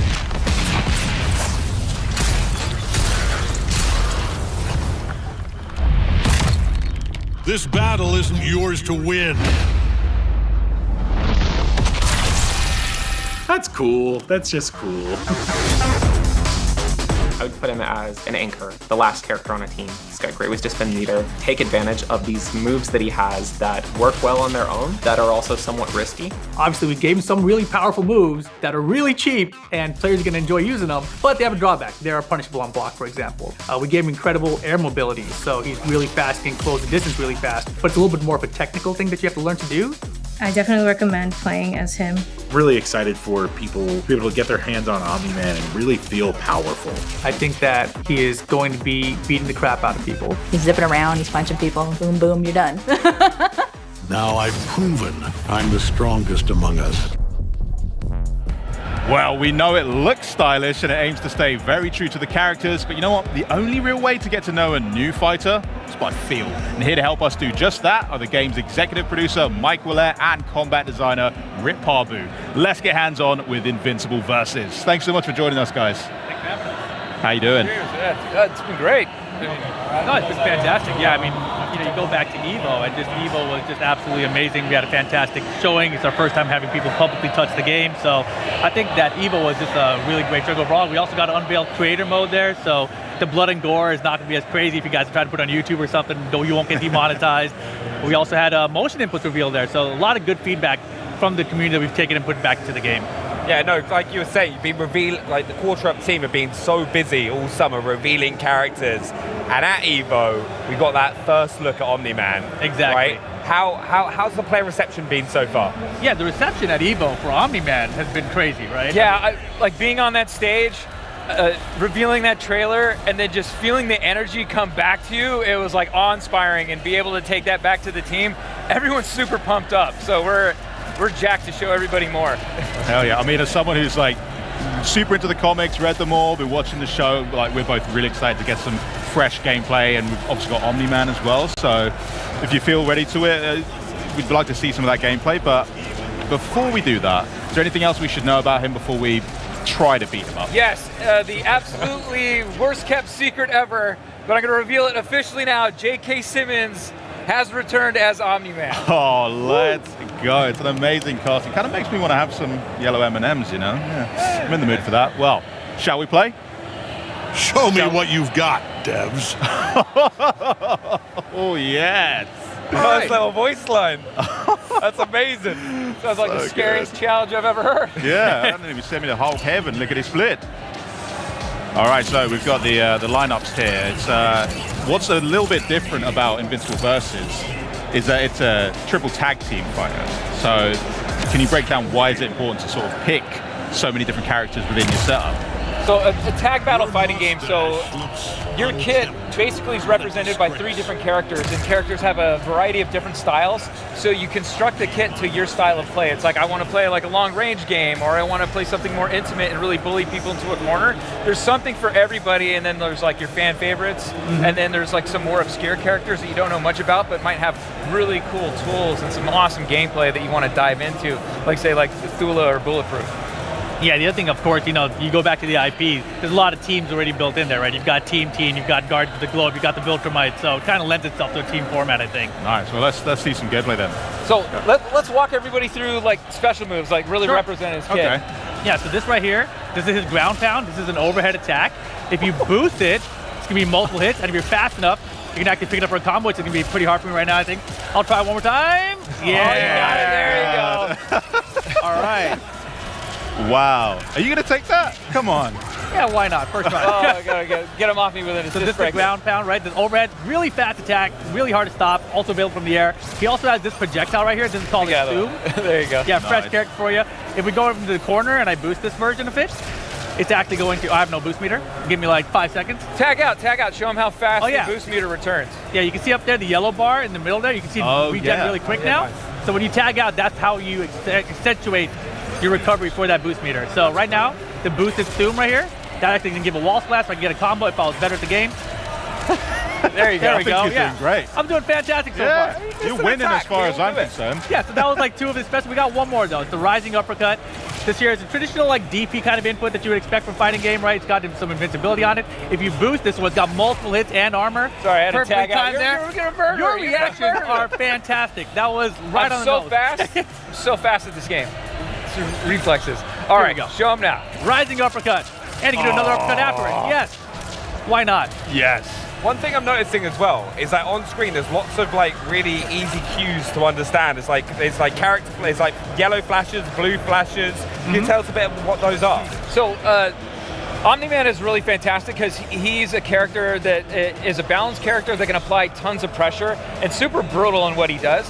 So he has the mobility of a character like Invincible. So he's got a lot of mobility with dashing and movement, but he also has like those armored moves that Rip demonstrated. So he can play a bit of a bully game on your team. He's really good as an anchor or a point character. So he has the projectiles that, like, if I want to play at mid-range, I have armored moves so I can bully you, push you into a corner, and then he's got the mobility to just try to mix you up and like crossover, start calling an assist, to just try to apply as much pressure as possible. And anytime you see a character turn blue in this game, that means they have armor on him. So you'll see here on his standing medium punch, he turns blue there, he's got armor. Crouching medium, the same thing, he's got armor. This move does not have armor. I was curious about it. But yeah. There you go. Why don't you demonstrate, before you kill me, why don't you demonstrate his ultimate? Yeah, his ultimate. So. Sure. Oh, hell yeah. Yeah. Oh my. It's just like flown him through a building. A couple buildings, a couple, part of the city, missing some limbs there. You know what? I can't wait to see all the TikToks that are like, oh, welcome to a Jet 2 holiday. Like flying through the buildings. Oh my god, it's So brutal. it's lore accurate, so go back to the show, watch when Omni-Man goes to take care of business with the Flaxes. Yeah, I mean, I did want to ask, you mentioned about the Armored Fighters, and I definitely want to know more about that, but we've obviously seen Omni-Man in Mortal Kombat before, so we've seen him, we've kind of gotten familiar with his moveset in that game. How is he different in Invincible Versus? So it's really about being part of like a tag system and how they're integrated in their role in that system. So the flexibility of the character, like you just taunted, how you saw that. Basically, it's the role of the character in the concept of a team. Like where you use Omni-Man's assists, especially like every character has 3 different assists. You have a forward assist, a back assist, and then one that's when you're actively in a combo or in a block string. And it's about how you utilize that, and some of them are really good at like, basically like, oh, you're coming in and he's got like an anti-air assist that basically comes out and does that rising uppercut. So you're trying to control space in front of you and work out like how in the footsie game you're going to engage, or you're setting stuff up with your other attacks. So right now we've entered sudden death, which is a little bit different. And so as you can see, timer is expired and our point characters have absorbed all the resources of our assists, and now we're bleeding out, and the only way to stop the bleeding is by attacking your opponent. You should ult. And I'm gonna ult. I really want to see that happen to me. Oh my god! Time ran out. Time ran out. No. So that's what happens. I missed, but he was super low in health. Time expired, he lost his head. God, shoot. I was about to say that. System. I was like, oh, I was just expecting him just to kind of fall over. Our times ran out. No, his head exploded. That is brutal. All right, so we've got the team makeup here.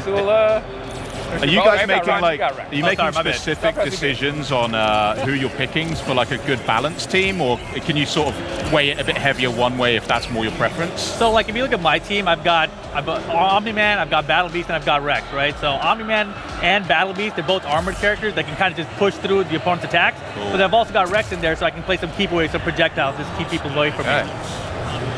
Well, let's see if it works out as a good strategy. Yeah. And what you'll probably see as we start playing too, our tag system uses an active tag system. And we basically let you tag off of almost any encounter, whether it's a defensive move like Heroic Strike, like perform right here, Rip. And I can tag off of that, go to a full combo. Oh, it's so slick. And then off of a throw. Yes, off of throws, off of hits, off of blocks, anything you can basically tag off of. So whilst talking about like team composition with this thing, how does like an armored character like Omni-Man like contribute to his team? Like what's like is that anchor, is that role? How's it gonna work? A lot of times what you're gonna do is for certain characters you're gonna want to bait out moves, or I'm gonna use Omni-Man's, let's see, he's available. I'm gonna use some of his like projectiles to work my way in with a character.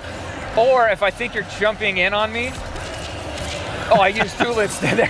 That was pretty slick, though. You see, I have Omni-Man who can come in, kind of like control this space in front of me with like a DP, and really make it tough for someone to like have their approach. Yeah, so I can like be zoning with this projectile right here, and if he tries to jump in, I've got this Omni-Man assist to keep me back there. So he's a really good assist character as well. So sick. So a combination between like kind of range attacks and then kind of those assists is key. Yeah, really cool. I did notice straight away though, you're right about his dashing. That seems like really rapid, especially like the down dash, because it seems like most other characters, they just fall.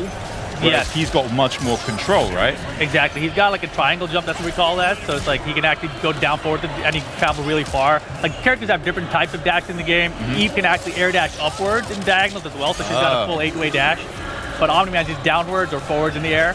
But his distance is a little bit farther and faster than other characters, right? So that helps you close in. If somebody's throwing a projectile, you can just kind of air dash over it and come to the punch like that. So really versatile character. Something I'm also loving watching this gameplay as well is just like how much more like battered each of them become throughout the kind of like there's the blood and kind of how they seem to wear down throughout the match. Oh my word. You know, why don't you demonstrate an arena shift? I think it'd be really interesting for people, and he's got a different way to get into it. Yeah, so if I do this kind of a stun, you see that crumple state? If you get someone to a crumple state, you can do a snapback attack, and it'll cause this arena shift. After this arena shift, you lock out their assist for 10 seconds, and you have unlimited boost. So right now, like you see my boost meter, it's just regenning while I'm doing this, right?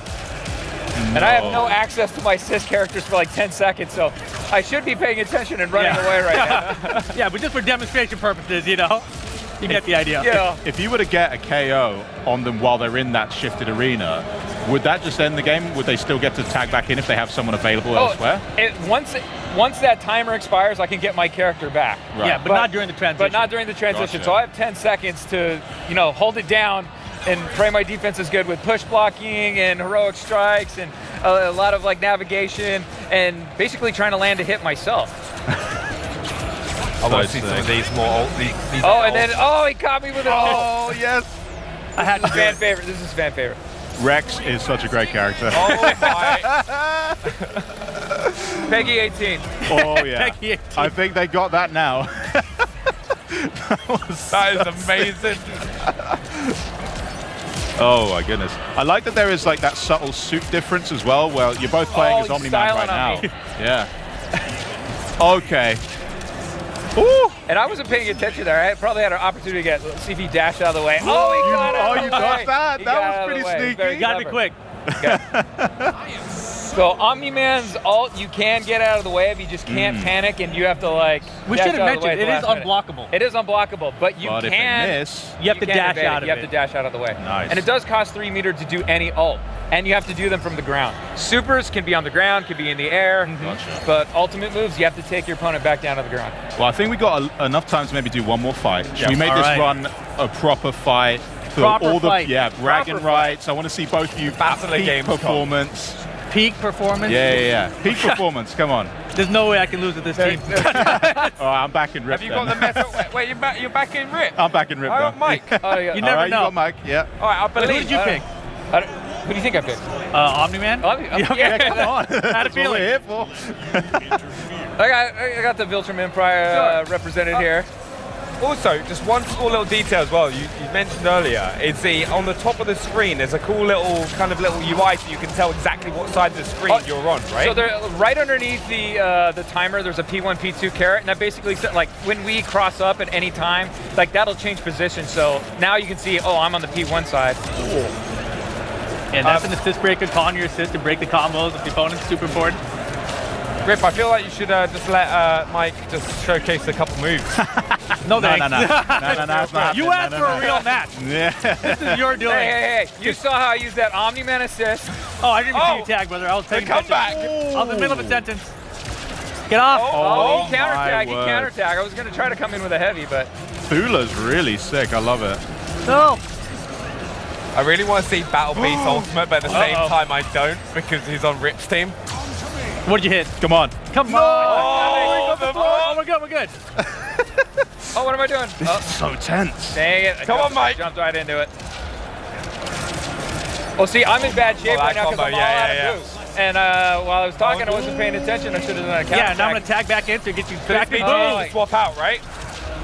If you get a Wow. chance. Oh, Yes, you what? got a chance. Oh my word. goodness. I got a push block. Huge blocking. I don't have anybody else. I got it in. Oh my God. Yeah, I got it in. Omni-Man. Scumbag. Oh, I dropped it though. Sorry, I got scared. Please. Oh, this is okay. All right. Oh man, this is tense. This is actually really, really close. I love this. Where's I have no meter? Oh! I see gotta the hold panic that. when You got gotta no hold meter. that. Oh, No, it's over. It's over, surely. No, we're good. No. Nope, the break goes. Just hanging in there. That was actually so close. Where? Why? Oh no. Dude, you're like beating the snot out of me. Get off me. Oh, we had those. We had those. We had Come those. on. Come on. Okay, I might lose with this team, I think. Get off, dude. All right. Purposely make it this close. I know This it. is crazy. That's a punish. Oh, no, that's surely. Surely. That's. Great blocks, great blocks. Hang in there. Oh, nope.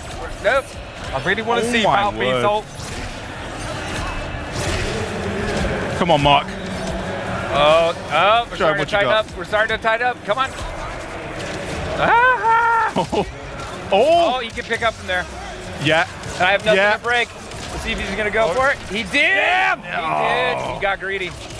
Oh, I get in here. Get jumping out. down. No. Active no. break. Oh my God. You got bowled.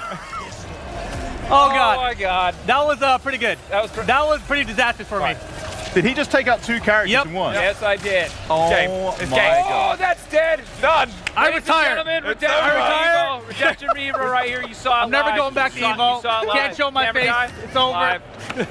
Well, amazing stuff there from Quarter. I just cannot wait to get my hands on the game and start learning the ropes. Double overkill though? That was nuts. Nuts. That Thank was you the so call much, out. Mike. Thank Yeah. you so much, Rip, for showing us what Omni-Man brings to the battle. And you guys, don't forget to wishlist Invincible Versus today. That was amazing, honestly. Thank you. And of course, after you're done tearing your family apart, just like you've witnessed on the Gamescom stage, you couldn't be blamed for needing a breather. So we're going to run back a couple trailers, then we'll talk Lego Voyagers, Dying Light the Beast, chat with Tim Schafer about the latest from Double Fine later in the day, and we'll also show off more great games as the Xbox at Gamescom 2025 broadcast continues. And it must be said, a lot of the games you've seen so far are Xbox Play Anywhere, and we've got plenty more coming.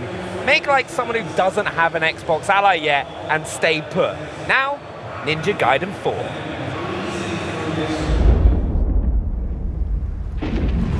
Since ancient times, the Hayabusa and Raven ninja clans have fought to keep peace, with the Hayabusa clan in the spotlight. But your clan, the Raven clan, has always had a secret motive. Thanks. I owe you one, Hayabusa. Expect heavy resistance from the DDO. We're all counting on you, Yakumo.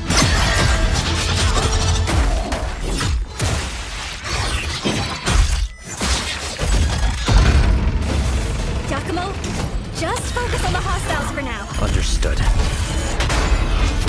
Stop this madness. Stay away from the Dark Dragon Seal. Go back home to your little raven nest. Or die here. If you truly think you have what it takes to slay the Dark Dragon, prove it. The very fiend that resurrected the Dark Dragon years ago. Even a mortal such as yourself has heard of me? I'm sure. Die, insect.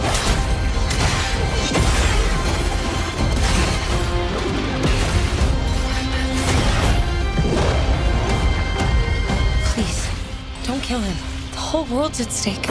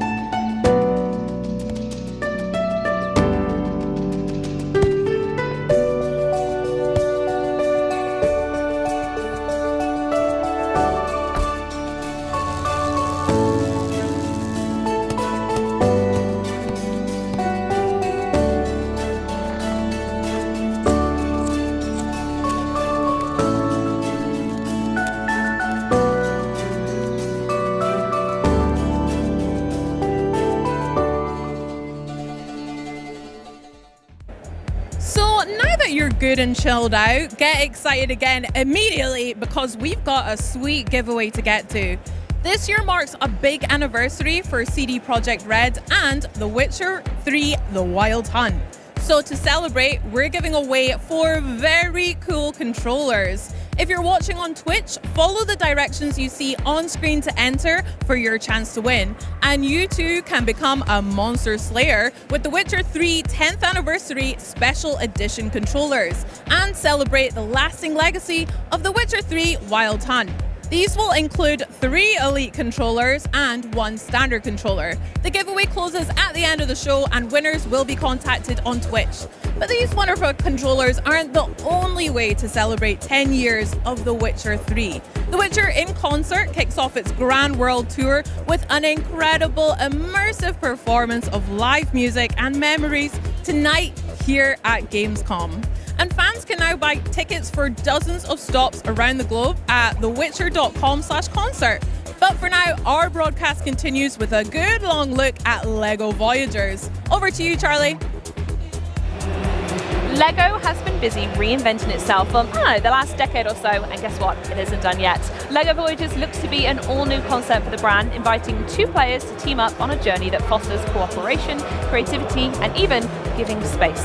So let's snap in and learn a whole lot more from my gracious guests, creative director Carsten Lund, design lead Jonas Haugesson, and tech lead Kasper Hollensten-Lichtenberg. Thank you so much for joining me, guys. It's lovely to meet you and talk about LEGO Voyagers. But Carsten, I'm going to come to you first. I want to know a little bit about yourselves, your studio, and how Little Brick ticks. Yeah, Lightbrick is a small independent studio based in Copenhagen, Denmark. Yep. And we've dedicated our creative lives to exploring the Lego brick in many different ways. Our first game was called Lego Builder's Journey, and that was about building with bricks. So that was the start of the show, reconfiguring the level in ways. And this second one, we wanted to take it a step further. We want to go a little bit deeper to actually focus on being a brick. So Lego Voyagers is about being a Lego brick. Yeah, and you say getting up close, Paul. Are you like in the studios just like really looking at the bricks going, I don't like this one, that one's shifty? We do look a lot at bricks. Yeah, We're very inspired by the bricks and the shapes, and we have a lot of bricks in the studio, and we build stuff, obviously, but this is digital, right? So the most important thing is that it feels intuitive and good to play. Absolutely, yeah. Well, it's the iconic snap, as I said in the intro, in real life. So you need to try and match that feeling and that aesthetic in the game. And I'm sure we'll go on to talk about it. But I wanted to know, Carsten, also for you as well, tell us a little bit more about the game. So how we've translated that tactile feel of Lego into Voyagers itself. What's it about, and what makes it distinct from other Lego games we've seen in the past? Lego Voyagers is a co-op game, so it has to be played by two players. It has to be played by two players. Interesting. Okay. And it's a platformer, first and foremost, and then it's a puzzle game on top of that. So a puzzle platformer where you navigate the environment with your little brick, and you have to solve different challenges along the way and build and have fun. So that's basically the game. Wonderful. And so we're looking a bit at it now. So can you set the scene of what we're looking at? We're playing as the red and the blue bricks, right? Do they have any other names, or is it just red and blue? We just call them red and blue. You can name them any way you like. Yeah, this is sort of the beginning of the game. We're playing around, trying to learn how to navigate the environment and attaching to the little... that was so nice as well, that little snap-on that it does. Yeah, exactly. So this is sort of part of the introduction and smoothly easing players into the experience and learning how to actually navigate. It is a little bit different.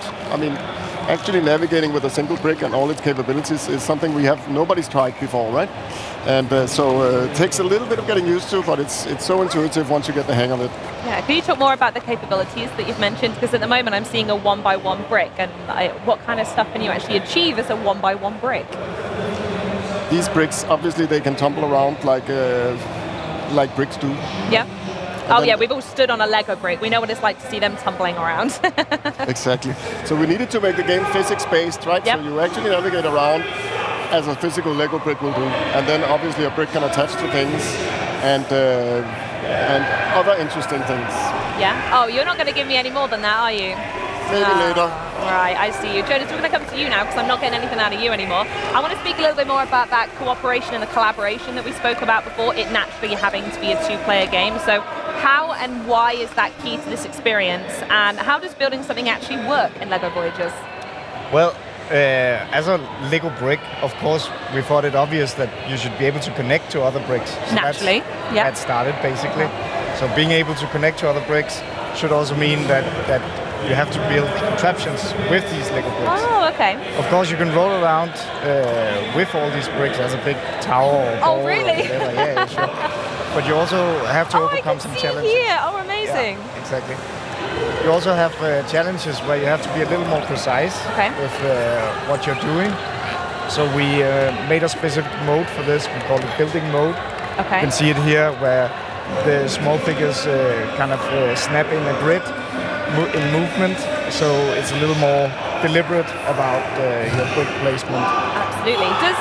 So we're watching them build a bridge here. Does physics come into play here? Is there a bit where you maybe built too crazy one way and they fall apart, or is it just naturally very easygoing? You don't have to worry about physics and that? physics is in everything in this game, basically. So, I mean, even when you're in build mode, you're still a physical entity. You might be able to push the other player off the edge or stuff like that. So you can be a little bit rude with a co-op then. Definitely. It's not always good vibes. Yes. And we have catapults, catapult building, where you have to propel the other player from the contraption you've built.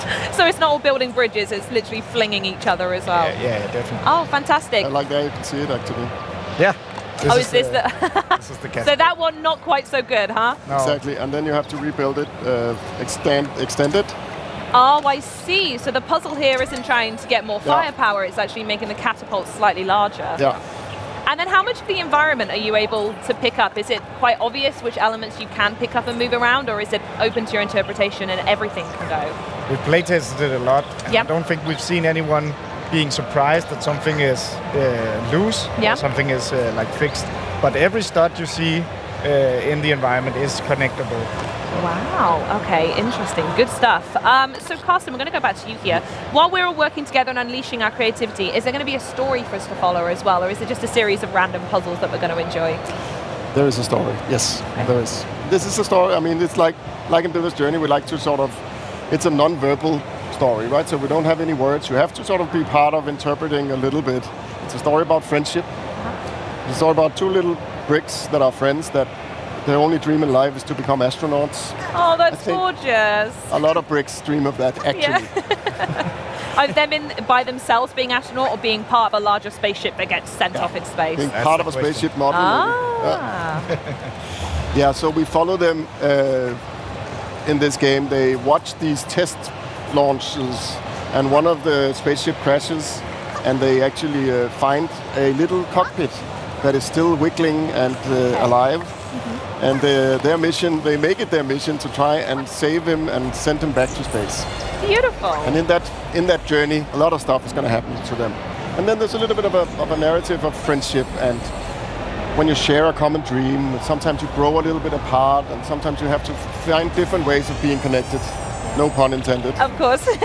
So we ask an open question about friendship, and hopefully players will finish this game and think about their friends and how they actually connect and how they stay friends. Yeah, and with the storytelling, you've mentioned that there isn't nothing verbal going on from the main characters. How is that told by the story? Do you meet other characters that talk, or is it purely environmental storytelling and heartstrings music throughout? Music is a very important factor. Yeah.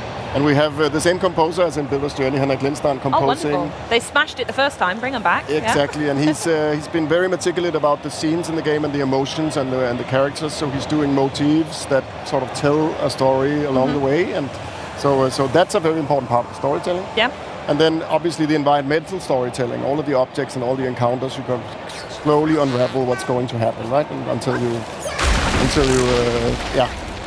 understand the full story. Amazing. Is there an onboarding experience for co-op partners? Maybe Casper, you could help me out with this one. Like we talk co-op. How does that work? How do the players work together against each other, etc., throughout the game? It's a co-op experience, and they have to help each other and teamwork, collaborate, and build these bridges and face these challenges throughout the way. So, as you can see here, you can also just spend some time to just play around. Have some fun, yeah. Have some fun. You can make up games where you have to compete, but otherwise it's a collaborative experience. Oh, so there is a competitive element to it in there, but mostly based on the gamers. Mostly based on the gamers, yeah. I see. Did you see much of that in the playtesting owners that you mentioned? So much. I mean, we have an infamous spot where you can flip the other player into the water. Okay. We've seen like players spending minutes, very long time, just flipping each other into the water. But the thing is, when you flip the other player into the water 5 times, you also have to get through the same thing. And then, I see. The other player can get okay, and then it's their turn. Yeah.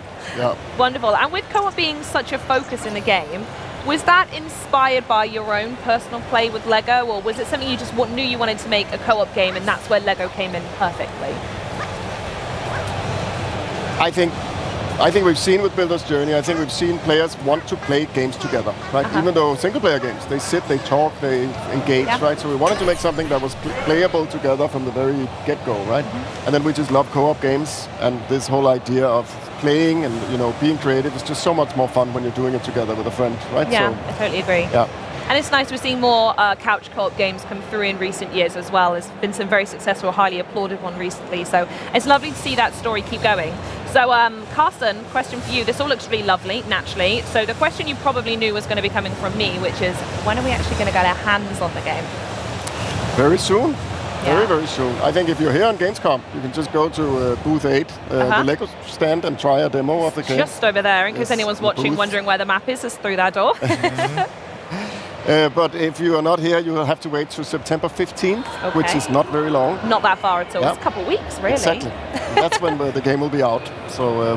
Beautiful. Is there anywhere else we can look to find more information on LEGO Voyagers before it comes out? I don't know if you've got any more news on the way you need to talk about before it launches. I think there's a website, legovoyagers.com, and that'll direct you everywhere and find.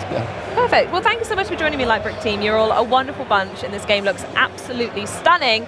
And folks home, don't forget to wishlist LEGO Voyagers today, so you'll be ready when it drops, as you said, September 15th. And speaking of taking legendary creativity brands in brand new gameplay directions, you are about to witness the world premiere of an upcoming open-world survival crafting game with a, I'll call it a decidedly Studio Ghibli aesthetic. Check it out.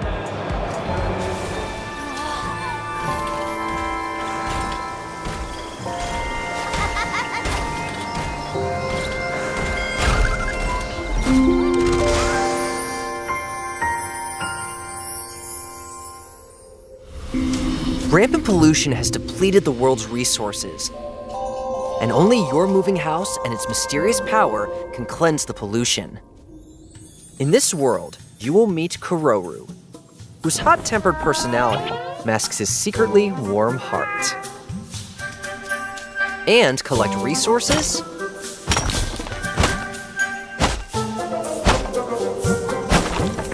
Craft items for survival? Gather oddlings? And decorate your settlement. You'll face danger on every step of your journey, and riddles to test your wits.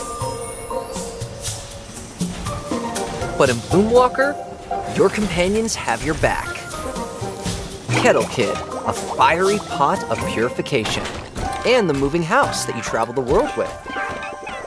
Don't forget the oddlings that help you on your adventure.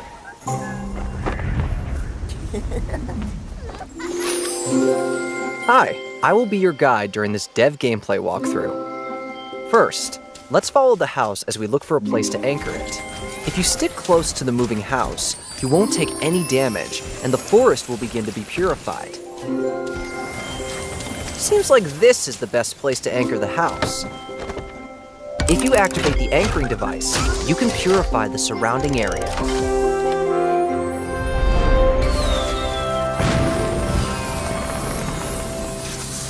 Let's purify the forest.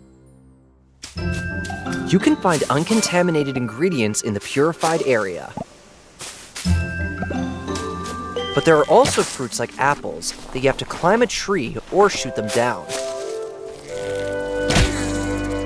Let's toss those tasty-looking ingredients into Kettle Kid. The oddlings will then help stir them just right so they cook a delicious soup. Look, this purification crystal is the key to purifying the world's pollution. When you put it in the purifier, you can see the purification gauge fill up.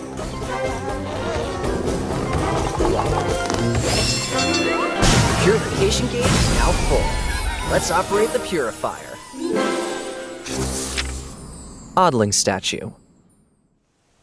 There's something new up ahead in that glowing area. Oh, it's an oddling statue. Look here. Don't the colors of the orb and the pedestal seem to match? Oh, one of the orbs is missing. Maybe it's on top of that mushroom.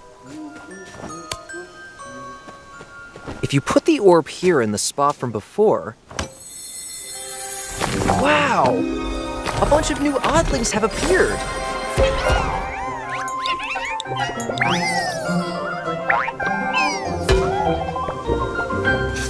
Invader Pelicani Cleanup. Let's take our new friends home. Wait, what's happening? Oh no, it's Pelicani! That wicked creature eats anything!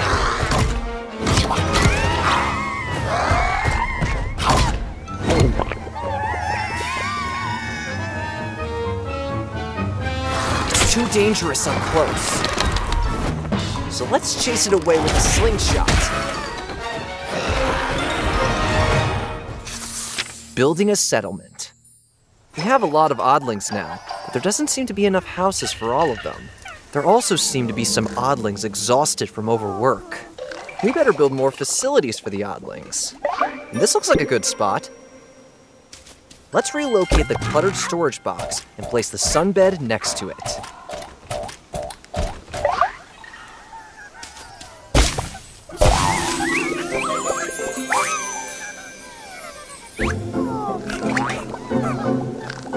We filled enough purification gauges to restore the entire mushroom forest we explored. This was just a taste of the amazing world of Bloomwalker. We look forward to seeing you create your own story.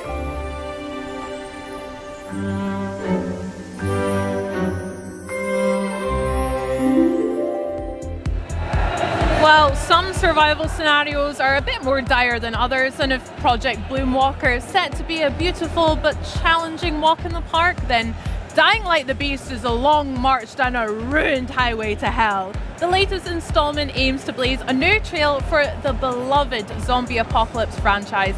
And here to introduce us to the Beast, our Dying Light franchise director Timon Smegtala and Q&A analyst Aaron Talty with some live gameplay. This is so exciting. Welcome to the show and welcome to Gamescom, guys.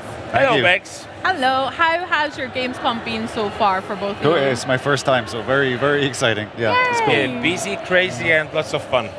Yeah. Love it. Well, you've got some live gameplay for us, so can you show us what you've got? Yeah, absolutely. Very excited. Yes, let's start the demo. And the mission that we have here, of course, it's Dying Light the Beast, right? So it's going to be scary, going to be full of zombies, full of open world exploration, parkour, melee fighting.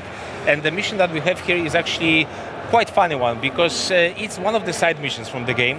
And it starts with a very classic Dying Light dilemma. There is like a small group of survivors struggling to survive, live to another day, hiding in the town hall here, and suddenly the water source is gone. Like there are no water in the taps, and like they don't know what happened. Like is something trying to hurt them? Maybe something is broke. Maybe something is trying to get rid of them from this place because they want to take over.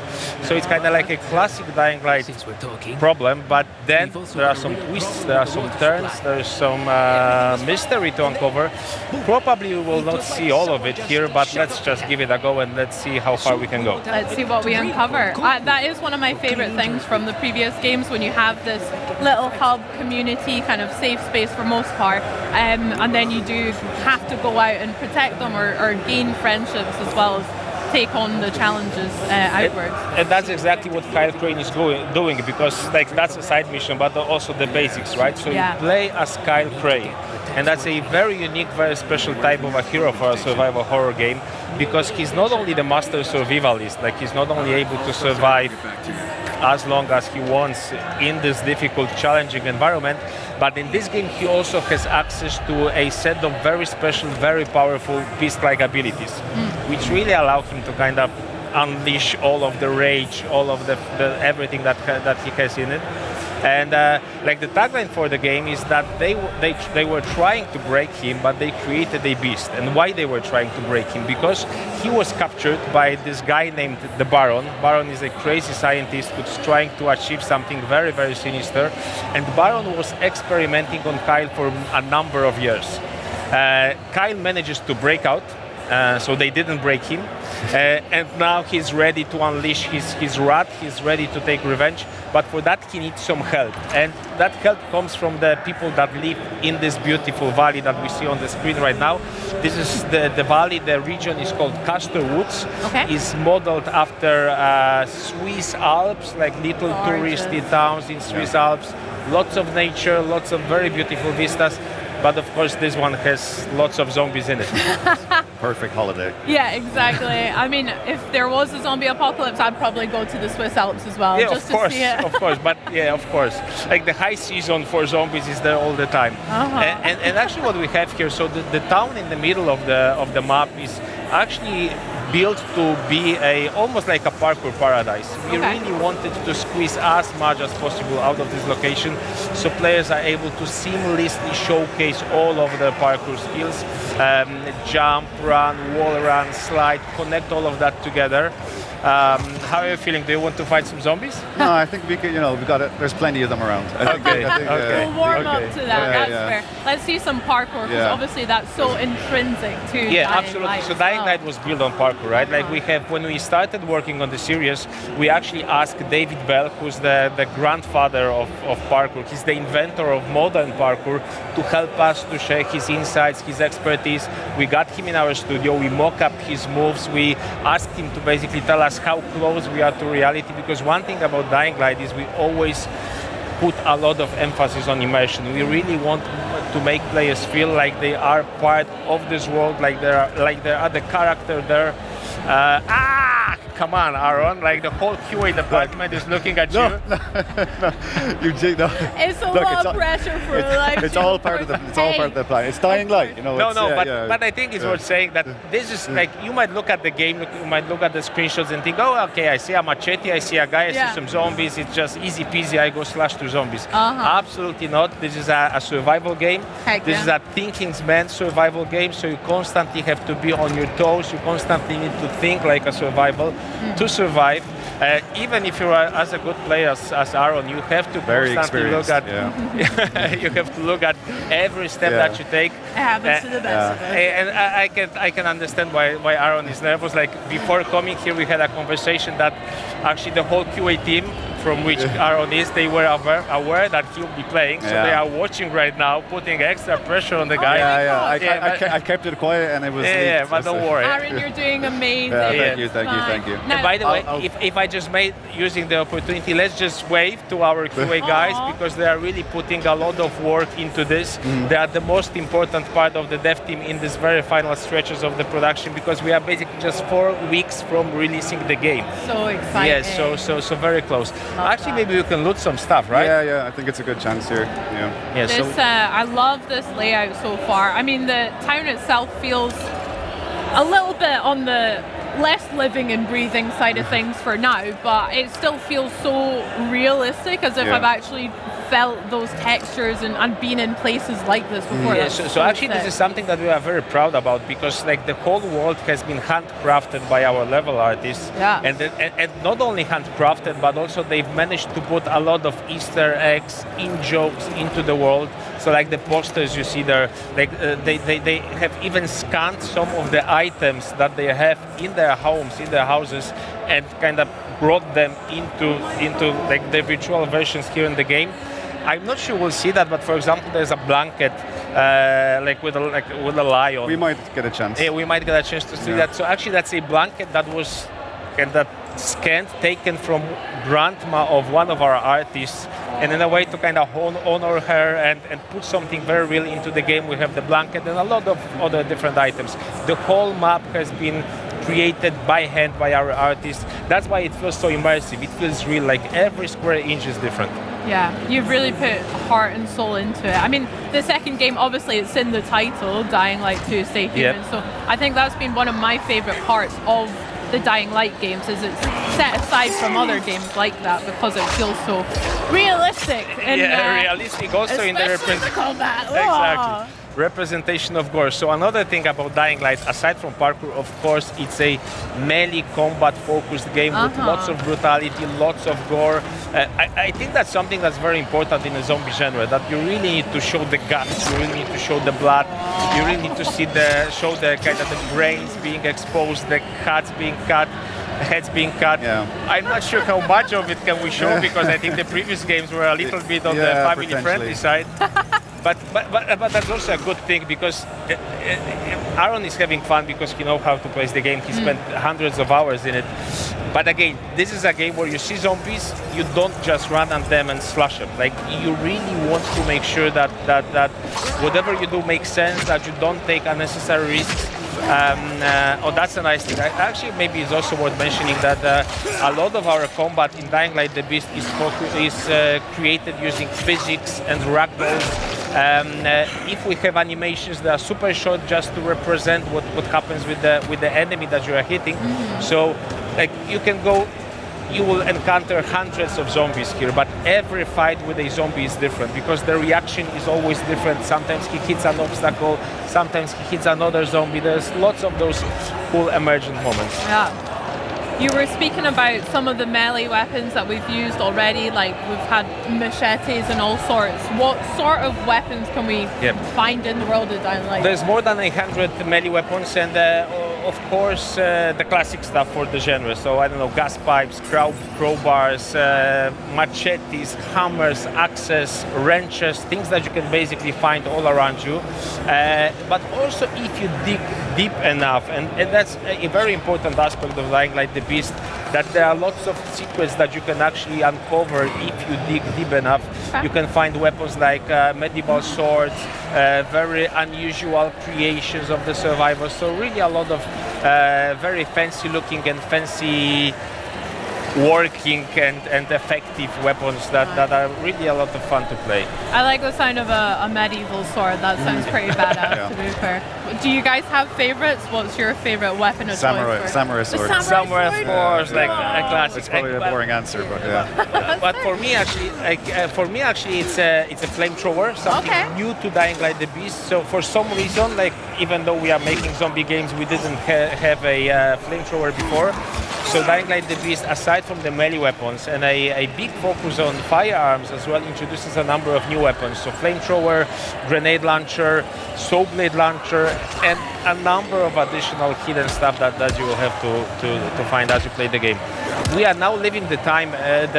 We are now living the town, and actually that's an example of one of the open world activities. Like, there are places like this spread all over the world with which you can interact. If you manage to survive, Aaron. It just came out of nowhere. Remember your fault being survival horror. I'm demonstrating exactly what we want, right? Yeah, that's true. And so, like, military combos like this, if you manage to kill all of the infected here, or if you manage to outsmart them, because that's also an option. You can, for example, use a decoy, draw them to away from this place, and then try to loot it. That's a very good place to find some ammo for your firearms. And as I said, firearms have really received a lot of love from us as developers in Dying Light the Beast. Okay. He's a bit too big for now, I think, this guy, right? Yeah, this one, let's not risk it. You already died once, They're playing with fire. Like, the guys back at home are making bets, like, will he die again? Oh. So firearms, there's a little bit more of a focus on? Yes, absolutely. Maybe we could actually use the rifle. What do you think? It will get messy because the thing about firearms is they make a lot of noise. Got you. So as soon as you start shooting, there's a chance that the virals, the fast-moving zombies, will come. Actually, I think there's one guy over there. Let's see what's up with that water. Let's go inside. Yeah, let's try to hide. We'll see if that works. Safer inside. Oh my. Yeah, gosh, but relatively. A little bit. Like, it's never safe in the world of Dying Light. Like, what I like to say is that it's actually one of the most dense open worlds out there, because basically every part of the map is something where you play the game, where you do some kind of interaction. Either you parkour, which is also like interaction, you click buttons, like you're trying to get somewhere, you make decisions where you want to go. Combat the same, you get surrounded, suddenly there's a group coming from one direction, group from the other. Constantly something is happening, like you are never bored. It's very intense, very dense experience. Yeah, that sounds really cool. A lot to explore and discover, and every kind of trip outside of the safe zone is probably not going to be exactly the same as before. Yeah, so Dying Light was built out of emergent moments, and we actually we did fight with some of the guys with the tanks, for example, right? But actually we didn't trigger them, so maybe if there's an opportunity, but like, actually that's a nice thing. Or maybe we can keep the... I think there's, some better opportunities. Okay, so what happens right now is that because Aaron was fighting a lot with, like, quite intense, he managed to charge his beast mode. right? So Okay. now he can unleash it. So maybe we can actually see that here, like how effective he is with fighting those zombies. They throws them all around. Like he has Oh those my like God. cool finishers. It doesn't need any weapons anymore. Oh my goodness, he ripped his arm right off. Yeah, Flipping it. Cat, like nothing is left like unturned and uncrushed and unsmashed. Who's laughing now? No one left unsmashed. No. That sounded like you are saying it to the QA guys. Like, who's laughing now? Like, I'm here on the Xbox and I'm playing this awesome I game. can't confirm or deny. Oh, zombies don't need brains. It's fine. Yeah, some of the new visual designs for our enemies. So of course, like you can see the game is really beautiful to look at. Even the zombies. Like if you are into zombies, it's good to make a pause or go into photo mode and try to see how detailed the models are, especially when you do some damage to them. We have increased significantly the number of places on their bodies which you can damage. We have, like when you cut a limb, you can cut it in 3 different places. You can really leave a lot of scars, wounds, like broken places on. Yeah, let's try to. Oh, that's nice, quite brutal. I saw earlier like when that. you just left someone crawling because you cut his leg off. So that was quite mean for that poor zombie, I feel, as well. A nice flame. Also, as you can see, there's a lot of versatility. Yes, like emotions. There's a lot of varied ways how you can solve combat situations. That's also something that we were always thinking about when we were working on Dying Light games. We want to give players freedom where they go anywhere, climb anything, freedom how they fight. Actually, we're leaving the mission area, so that of course in the full game you're not leaving mission area, so the freedom is open and you can go everywhere you want. Yeah, I like the tactic of running away. That's my favorite tactic for zombies. But that's also like that's your choice, right? And again, like vehicles, another thing that's new to the Beast. Actually, maybe we can also show the FPP, right? Because you can drive from that perspective, like keep the immersion. So it is like it's nice to roam through zombies, blast through zombies with your vehicle, giving you a little bit of those Carmageddon vibes, but again, like a little reminder, this is a survival game, right? So like you need to think about how damaged your vehicle is, and the gas. We're about to run out of gas. Exactly, it doesn't have gas. So I think we are slowly running out of gas. So got to find a gas station. Exactly. I'm not sure they're still working. You know, oh man. So with our new vehicles and things, is there different areas that we can explore around the world then? No, so actually we decided to choose this one because it fits the environment most, right? So Aaron, when you get up, maybe let's just have a nice look around the place. So taking the view, I love that. Yeah, take the view, and we'll talk about vehicles. So we have chosen those off-road pickups because they fit the environment most. We didn't see that much of it yet, but the whole world is actually quite varied. We have the town in the middle, we have an industrial park, we have swamps, we have mountains with hiking trails, we have farm fields, so a lot of very uneven terrain. So off-road pickups seem to be most fitted to this kind of environment. So yes, you are driving that vehicle. There might be some things hidden, but I'm not spoiling that too much. But then you're also able to customize the visuals of the vehicle a little. So there's still quite. Oh, I think that's the blanket that I was. This was the. So this is actually the real blanket that you can find in one of our level artist grandmother's. Actually, at one of the playtests, some guy met me. He said the same thing. Like he recognized the blanket. So it's a very iconic. That's so wholesome. So there we go. That's a challenge for everyone. I don't know. Are we ready to go into the night part? Because we might do that. But a word of warning, because like Dying Light generally. Let's maybe look at some Vista before us. Okay, let's go to the night. So what happens is that Dying Light basically is a game of two halves. The day part that we have just experienced, if you are a good player, you are in control. You know what to do, like you know how to behave. You will kind of find your way around in this apocalypse. But the night part is something completely different. What happens is the volatiles, and I will scare you a little, so kind of sit tight. The volatiles, like the scary monsters, the apex predators, the kings of the night, they are coming out, they are roaming the whole place. And with those guys, you don't fight with them. Like when you see them, you try to run away as quickly as possible. Okay, maybe at the end of the game, where your beast mode is fully charged, when you have unlocked all of the skills for the character, because there's like a big skill tree of various beast skills that you unlock. If you are kind of fully formed beast mode Kyle Crane, you can fight with them, but without that, it's really, really scary. So maybe we can actually try to sneak upon those guys a little, so we see them from close. We'll go sneaky beaky. You can see where they are if you use the survivor sense. So that's like a special senses of Kyle Crane where we can see the threats and be aware of the threats around him. But it seems the volatiles are everywhere. Maybe actually what we could do, that's scary. There's so many. So this new kind of sensor to see the volatiles around and other zombies. All of the threats, but I think actually, so the chase has started. They are onto us, and now like it will get super, super difficult because the guys, like the regular biters, the regular zombies, they're just zombies, they're right? Fine, So you can avoid them, you can jump over them basically.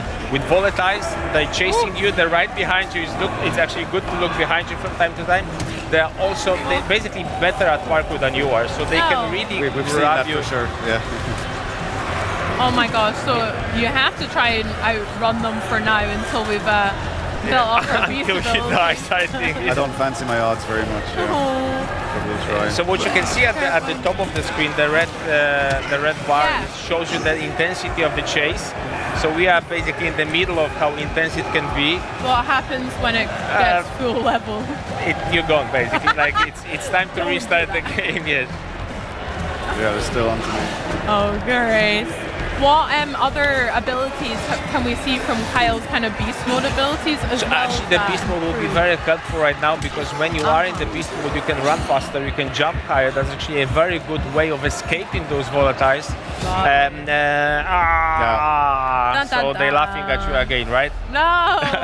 Okay, but just to finish the thought, maybe let's go back to the game and I will finish the thought. So what happens is that the volatiles, what happens is that as they're chasing you, the beast mode, you get a number of combat skills that you, of course, it's most used for combat, but then when you are running, when you are parkouring, they allow you to jump faster, jump higher, run faster, be able to reach places that are unreachable to regular human beings, right? So what's important then is that at some point of the game, you are able to actually control the beast mode a little bit more. At the beginning, sometimes the rage just overwhelms you, but then as you progress into the game, you get full control of it. You can trigger it whenever you want, and then you can use that to actually reach places, find secrets that you would not be able to do when you are in the human form of Kyle Crane. And again, that opens a new kind of way of exploring the map and a new way of interacting with the world. Love it. Do you have a favorite biome from the game that you like? You were speaking about kind of swamp areas. Do you like the pretty cities or the hills as well?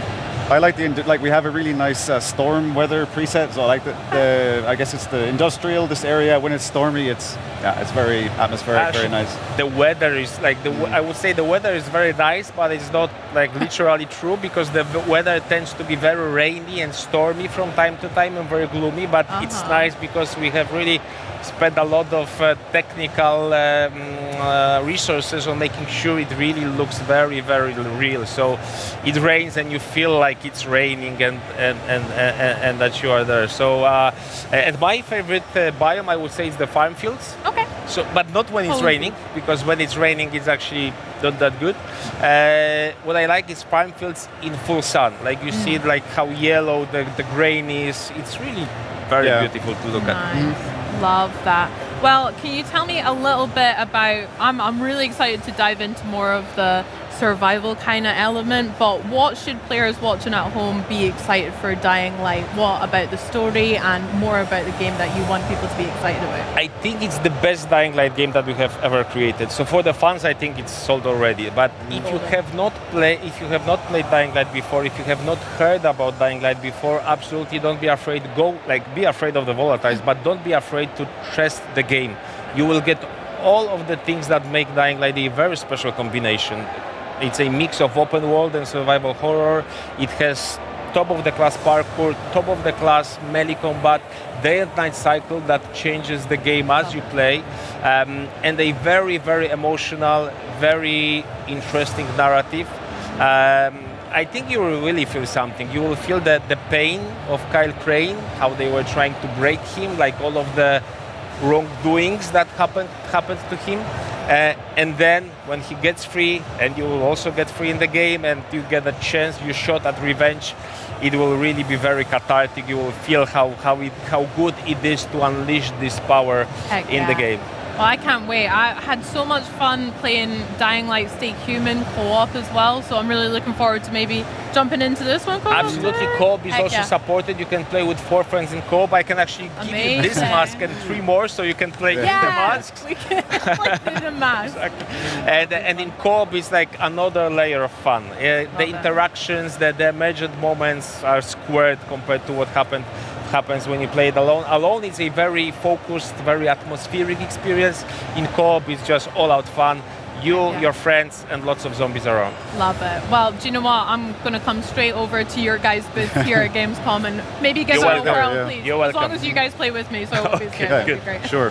What can we look forward to from Dying Light the Beast Exciting bits. Dying Light the Beast releases in 4 weeks, September 19th, so it's excitement all over the place. PC, PS5, Xbox Series S and X.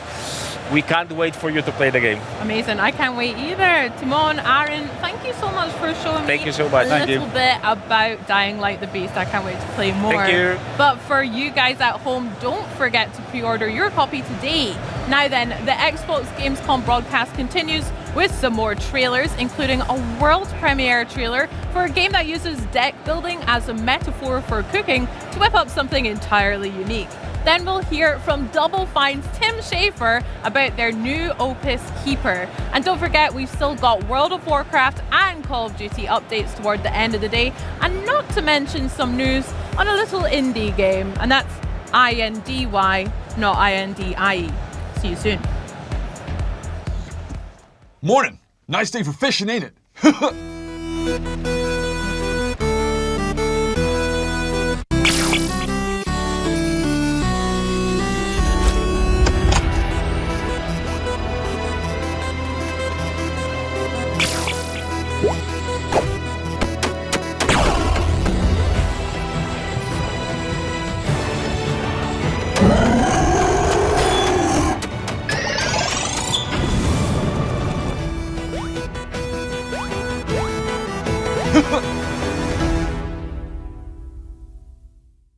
Things are peaceful here in Palopori. But beyond the wall, something has begun to stir.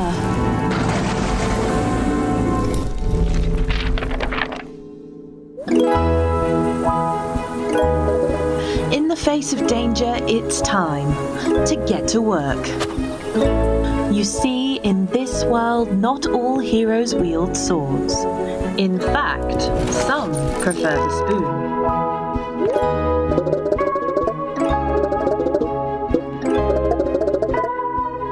There are some who believe that in order to save the world, you've got to start with a really good meal.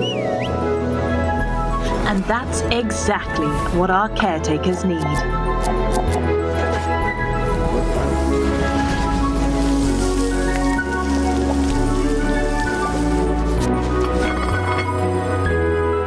Recipes might just be our only hope. Because let's face it, who can save the world on an empty stomach?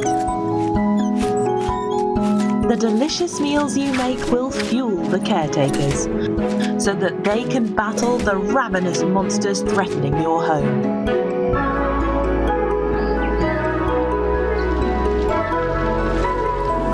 Opening soon.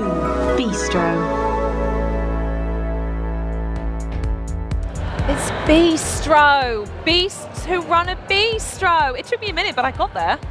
I don't get it.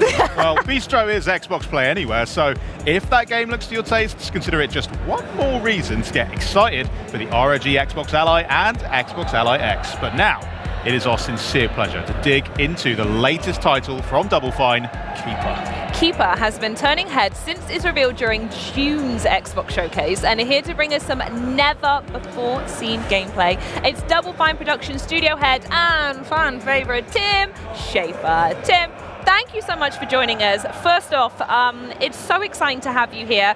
And this game, we're going to straight out the bat. It's clearly Lee Petty's baby in many, many ways. Bit of a Double Fine legend, I hear. Yeah, he was our art director on Brutal Legend and Broken Age. I mean, some of the best games you could ever reel off that someone's worked on. I want to know a little bit more about what it's like working with him and your team bringing his vision to life. Well, Lee has a really, as you can tell from those games, a really strong idea of what a game should look like and how it should feel. Yeah. And he's someone who I've just come to really trust and rely to just have that kind of vision, also be able to execute it. He's really good at technology as well as art, and also leading a team full of people at Double Fine, because it's a very collaborative environment, so you have to have the right touch, you know. Absolutely. And so mostly what it's like working with him is I just leave him alone. Especially you can trust day one he turns up and he knows by day end, he knows exactly what needs to happen. And as you say, it's an element of trust. I think that's really important. Yeah, especially in a game without any dialogue. So I don't have to worry about him sneaking in any bad language. Oh, that's such a shame. Maybe he'll find a way. We'll find a way to do it on our stream when we play it, there. don't you worry. Yeah. I mean, in some ways, it does feel like this game is a bit of a new chapter for the studio. Like you said, it is wordless, so nothing to be said there, but it's still atmospheric, still surreal.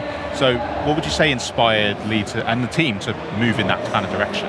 Well, a couple of things. When we're talking about what his next game should be, we're like, well, what could we do now? Because things have changed for us. We became part of the Xbox family. We have like support and resources we didn't have before. And we're like, what could we not do before? And what's a game that we probably could never get signed with a publisher? Something that would seem just too far out there, but would be a really personal thing for Lee and his, wanting to do something really beautiful and strange, mysterious, and yet still really charming. And also, I think at that time, a lot of things were going on with a global pandemic. I don't know if you heard about that, but we were all locked inside.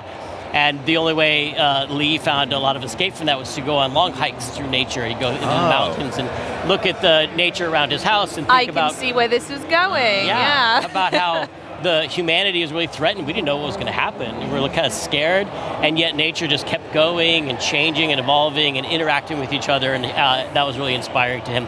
And he's also a weird guy who has like a lot of interesting tastes. Grew up on like the Dark Crystal and Cronenberg films and surrealist painters, and so put those things together to make something that was chill like nature, but also a little weird. Yeah. And I think you'll see that in the game. Yeah, when you mentioned Cronenberg films, I am now slightly worried for the seabird, but I'm hoping that you're going to leave that bit out.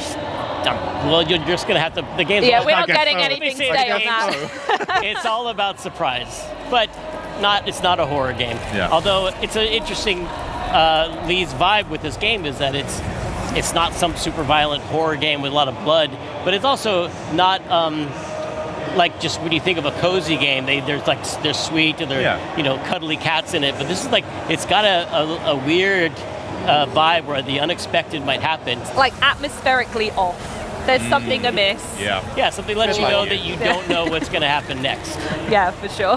What was it like when you started off with the initial sketches? That must be quite a fun time during the development process where you are still sort of hashing things out, but then moving forward to what we see today, how's that sort of transformation been? I mean, it was fun to watch Lee and his small crew get together when they just started, and they were just trying different gameplay ideas out. It really was a blank canvas for them to just experiment and experiment with things that are not just, when I mentioned surrealist painters, like it's not just melting clocks, but it's also like the procedure they came up with their art by tearing up words to make new words, and so that it was fun to watch this process of when the sky's the limit. what you come up with, and watching it evolve to, of course, it just had to be a walking lighthouse. Yeah. Oh, absolutely, yeah. And I want to go back to what you're saying a little bit about the surrealist and paints. I want to stick on art for a moment, because naturally everything we've seen so far just screams beauty in Lee's deranged way. Screaming beauty is what we call it. Screaming beauty. That's Lee's nickname around the office. Love it. Can you tell us more about the art direction itself and how that ties to the actual mechanics of the game now? Yeah, I mean, the art direction is, very specific vision of Lee's, but it leads to the interactions that you have in the game it is an adventure game that has puzzles, but they're light puzzles because it's really much more of an atmospheric experience, not supposed to get stuck on a puzzle. You can't die and you can't fail in the game, but you use the light that the lighthouse has to interact with the world and cause changes to happen. And you also have a companion named Twig, which is this seabird. The seabird, yeah. Twig, you can send Twig out to interact with the world too. Very nice. I mean, you guys are very typically known for quite a lot of experiences that are somewhat reality warping, mind bending. Are we going to see those kind of same shades? What's really the vibe of Keeper? Well, I mean, I think we talk about the films that inspired Lee, like you mentioned Dave Cronenberg or David Lynch. Those films all have really weird, unexpected things happen in them. But it seems at first like nonsense, but there's a kind of a dream logic to it that makes it make sense. Yeah. It means something, but it's not necessarily clear what it means, and it probably means more than one thing, and it's really open to the player to have this experience of playing this game and try and think about what all the different things mean. Well, that's going to be interesting when it comes out and see other people's interpretations then, potentially, of what Lee's getting at the game with the relationship between the seabird and the lighthouse. That's really fascinating. I do love it. Now, I am going to ask you a really important question about the seabird, Twig. Unfortunately, it's going to completely shape my opinion of the game. So, can you pet Twig? Well, that's an interesting question. I don't want to give away everything that happens in the game. This is a simple yes or no answer, Tim. The lighthouse has no arms. I know, but you guys are weird and you find ways to make things happen. Smash it with a little leg. Can you... Smash it with a little leg is also a nickname we call Lee. Can you pet something with light? Let me answer that question with a question. Okay. I think that's above my intellect to answer that. I'm going to just say yes. Yes. To basically make you do I'm going to say, rather than just a simple pet, the companionship you'll feel with Twig is something much deeper and beyond physical affection. Oh. Am I going to fall in love with this bird, Tim? Am I going to fall in love with the lighthouse? It's a yes to both those, because it's a game that has no dialogue, no spoken words at all, but it is a very emotional storyline. Both the lighthouse and the seabird Twig have character arcs, and they go through changes and metamorphism. Yeah, nailed it. It's in there somewhere. You got it. Yeah. It happens to both of them, but we're only showing like the very early gameplay footage because things, believe it or not, get a lot weirder than what you're seeing. With you guys? Never. Come on. No, absolutely. So I just want to touch very quickly then, if we're not hearing them speak per se, is it environmental storytelling? The music, I'm assuming, is a really important part as well? Yeah, the sound design, the animation, a lot of our animators try to make scenes work if you have the volume off, just as like it's the expressiveness of the lighthouse still has a face-like level of expression. The bird is very expressive, obviously, and there are scenes that will make people cry in this game, I think. I'm not ready for it. Not the whole time. It will be the whole time, I swear. Look at the birds. He's going to make me weep already. Well, obviously we got studio here, Henry, so I do have to ask. People are always curious about you guys, what Double Fine is cooking up behind closed doors, and the last time we spoke to you was back in 2021 where we saw Psychonauts 2. So what have you been up to since then outside of Keeper? Can you actually tell us anything you've been doing? Well, I'm here to announce right now that we are making other games too. We have multiple games going on at the studio, and the thing I will say is that they're all brand new. They're all brand new IP. We did Psychonauts 2, and that is keeping us fine for sequels for a while. Great work on that, by the way. Thank you. Yeah, it was a lot of team effort. Here's some footage of the team. Yeah, they are working. Right? Except for that guy who's just walking around. Get to work, Bert. We're working on new projects that are brand new IP, and we're excited about sharing them someday. Okay. Just for someday. Make sure you let us know. We'll tell you first. Yeah. Sounds good. Well, Tim, thank you so much for joining us. Do you have any final thoughts on Keeper that you'd love to share? Well, let's see. Do we talk about the bird? Yeah. You did the birds. Yeah. Bird. There's puzzles. Yeah. Got that. Puzzles. Check. Have I mentioned that it's weird but chill? Yeah, kind of. More or less. Did I mispronounce metamorphosizing? Yes. Great. Yeah. Okay. No, then that's all my didn't hear talking that. points. Perfect. We've absolutely nailed them all, and just in time because we have some harder questions for you. Me and Henry are going to start grilling you. A little game that we like to play on Xbox On called This or That. I can't think quickly, but I'll try. Well, you're going to have to think pretty quickly. Henry is going to fire some questions at you, and you can either give us one-word answers, or if you need a minute to think, that's fine. But there's some pretty good questions, I won't lie. Henry's nailed I'll do it this. as fast as I can. Game for it? Lock okay. in. Right, let's play this or that with Tim Schafer. First up, Jack Black in Brutal Legend or Jack Black in Psychonauts 2?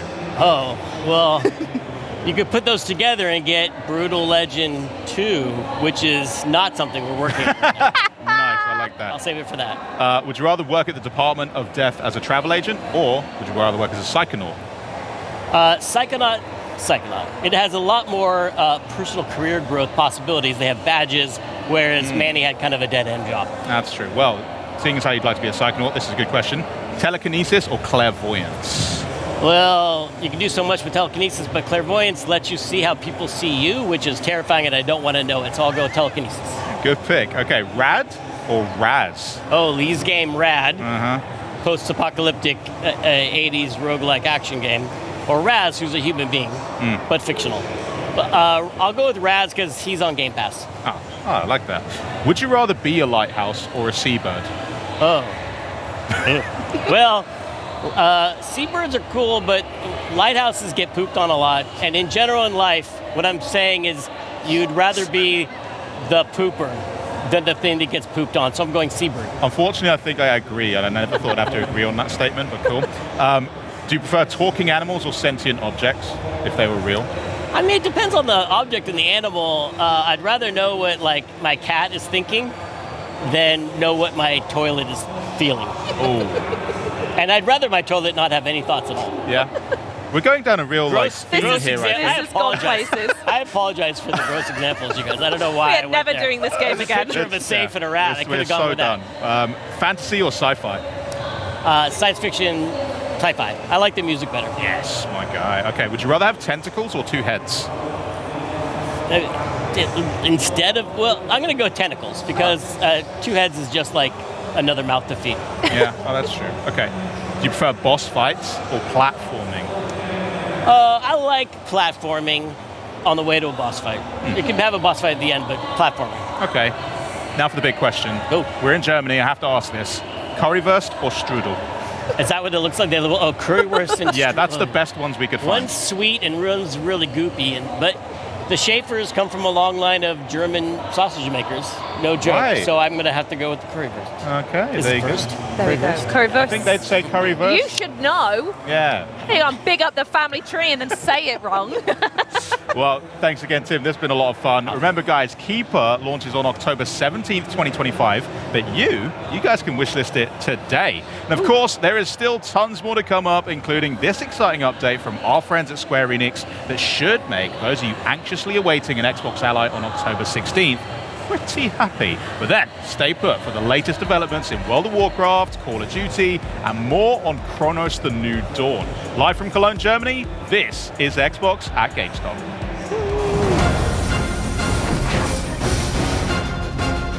Xbox ゲームファンの皆様、こんにちは。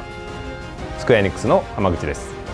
私がシリーズディレクターを務めるファイナルファンタジー7リメイクがいよいよ Xbox プラットフォームに登場します。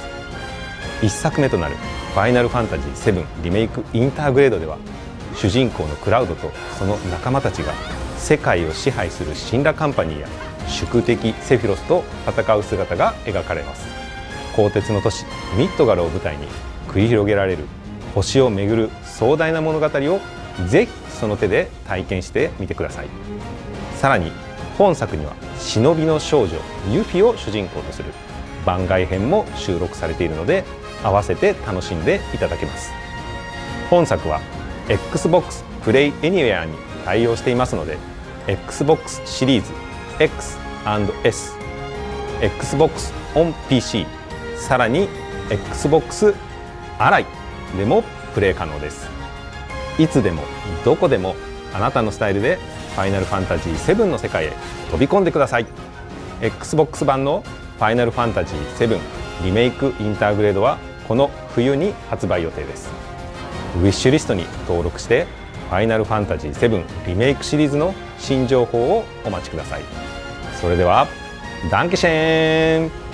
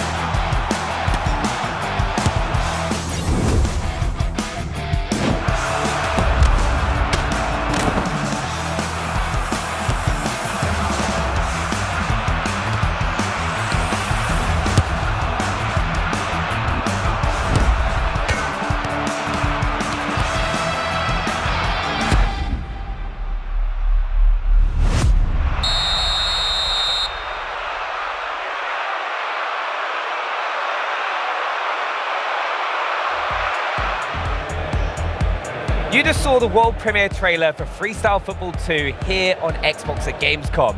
Now you're right on time to learn about all that's new in World of Warcraft. As I talk with World of Warcraft Senior Game Director Ian Hazakostas and Associate Director Paul Cubitt about the exciting updates in store for players. Now, first of all, right, Paul, welcome to the show for the first time. Thank you for having us. Glad to be here. Yeah, and Ian, welcome back as well. Like, you were here last year revealing the World Soul Saga with the War Within.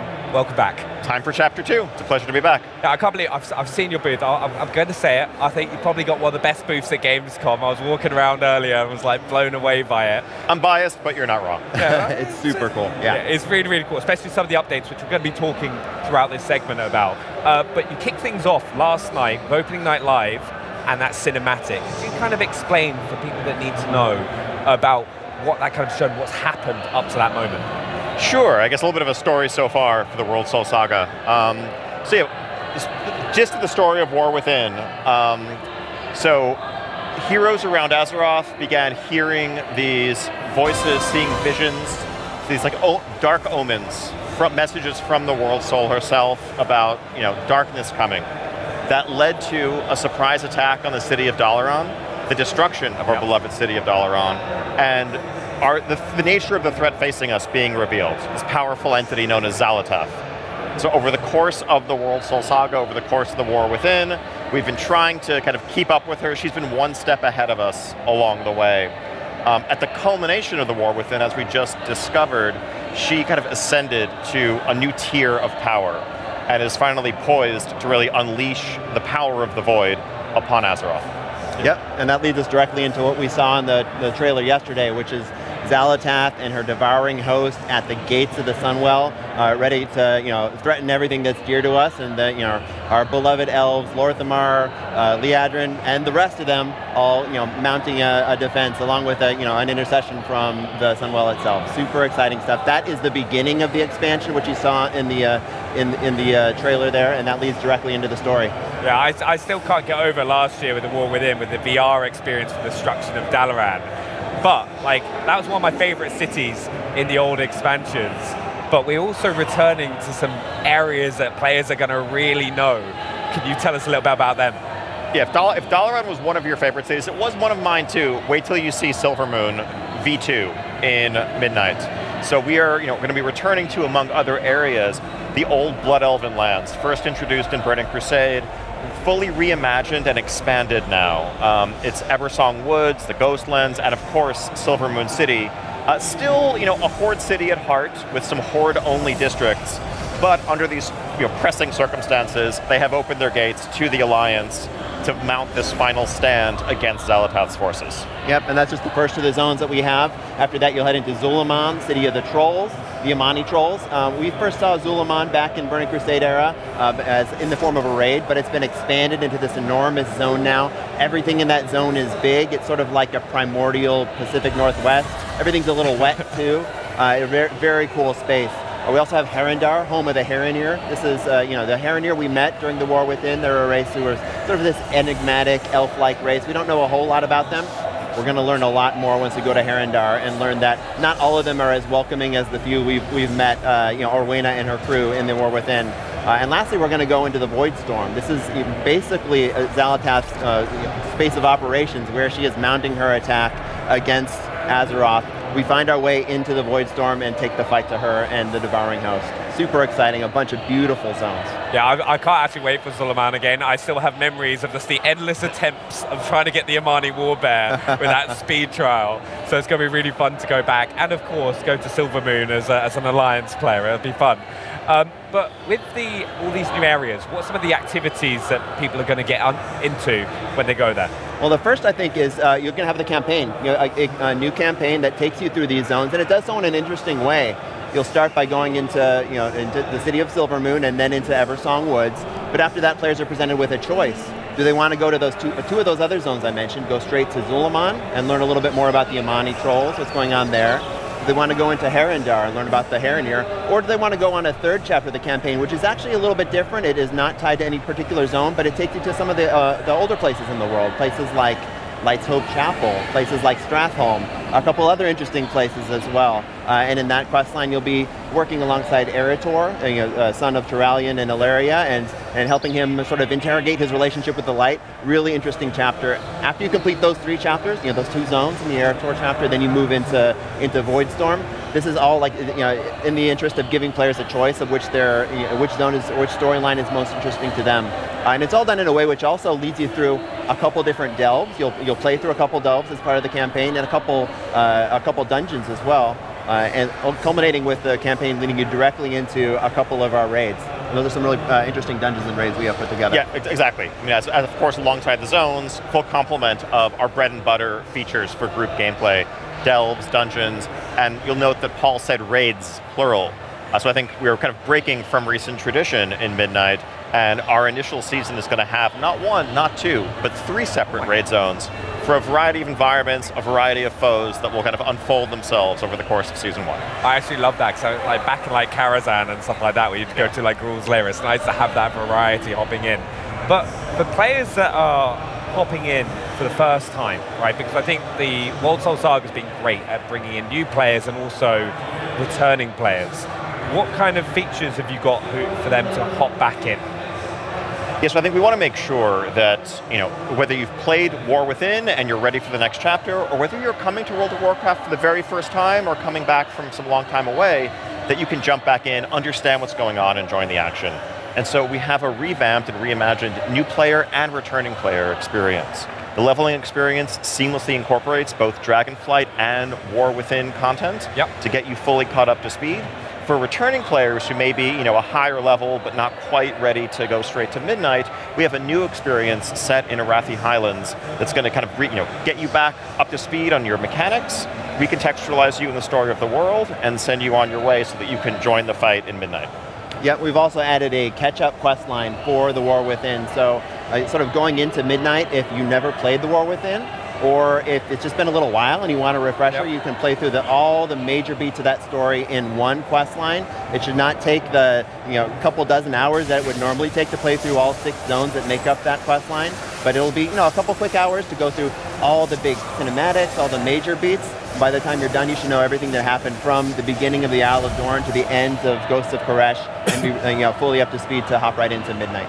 Yeah, no, that's amazing as well, because it's a bit more welcoming as well to kind of drag one of your friends to hop in and play with you and explore that, which I'm excited about. But there is one feature, and it kind of goes back to your booth as well, right, that has been requested for so so long, and we've got to touch on it. I was watching it as well, you created Clash earlier. Player housing. Can you let us know what we're going to experience with that? Absolutely, yeah. We are super excited for people to start stepping into housing. Housing has been a feature which has been in development internally for a long time. We've been sharing little details as we've been developing it over the last year or so.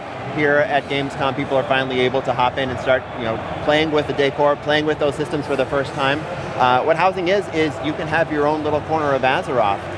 If you play both Horde and Alliance, you can have a Horde home and an Alliance home, and start decorating those spaces with decor that you'll start with the generous, creative decor that the system sort of just gives you, but then you go explore the world. You might find vendors who sell some interesting tchotchkes here and there. You might work with other crafters on your server who can make some interesting furniture for you. But you take all those things, you collect them, and then express yourself in a way that we think is, really just lets players express themselves however they want. Yeah, really, I think boundless self-expression is really, it's like a hallmark design pillar of the feature.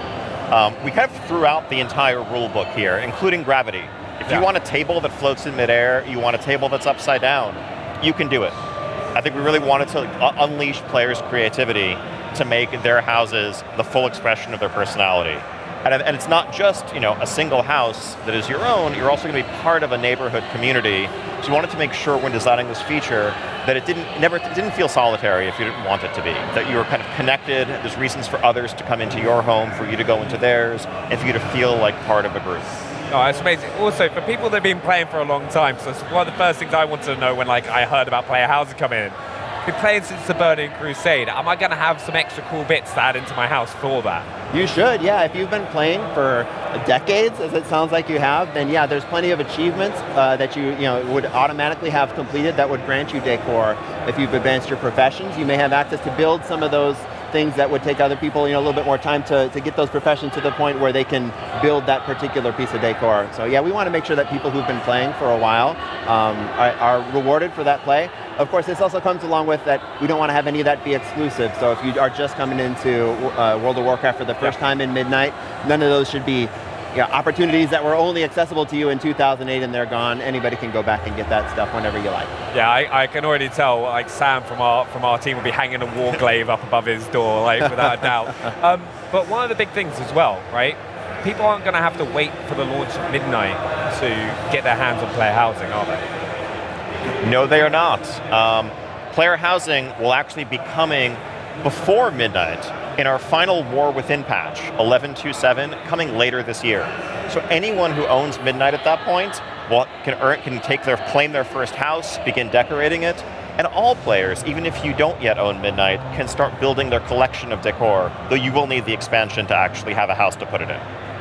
Ah, okay, that makes a lot of sense. I'm excited for it, but what's next for the team? Now you've kind of announced Midnight, shown the cinematic trailer, what's next? Excited to get back and kind of finish this game. We're going to be talking very soon about our first public alpha tests and then a larger beta to follow. And all of this, getting player feedback, helping polish the game, and building towards a release in early 2026. Yep, and we're going to be here at Gamescom all week as well. Ian and Maria Hamilton will be talking tomorrow about some of the characters and zones within the expansion in a little bit more detail. And then later on in the week, Ian and I will do a big systems download where we talk about a lot of the systems that make up the game. Yeah, I was going to ask about what else can players get involved, viewers get involved in with World of Warcraft, because you've got so much going on. We mentioned the Creator Clash earlier. Are there more shows out today? The streams people can go watch as well afterwards? Yeah, exactly. There's, I think, various live events going on from our stage all week, and then we're going to keep rolling information out. I think this yesterday was the beginning of just letting people know what we've been up to, and we're going to have more and more information and opportunities to engage. We'll have videos, streams, and more just coming all through the fall. Yeah. Honestly, I can't say thank you enough. From coming on the show last year to talking to us Midnight today, Paul, Ian, thank you so much. And also, from tons of new titles coming to Xbox Game Pass, the Final Fantasy VII Remake integrated on Xbox, we've already witnessed so much cool stuff here on day one of Gamescom, and we're not done yet. We're about to get down and dirty with everyone's favorite archaeology professor, but first, let's refresh with a quick power wash break.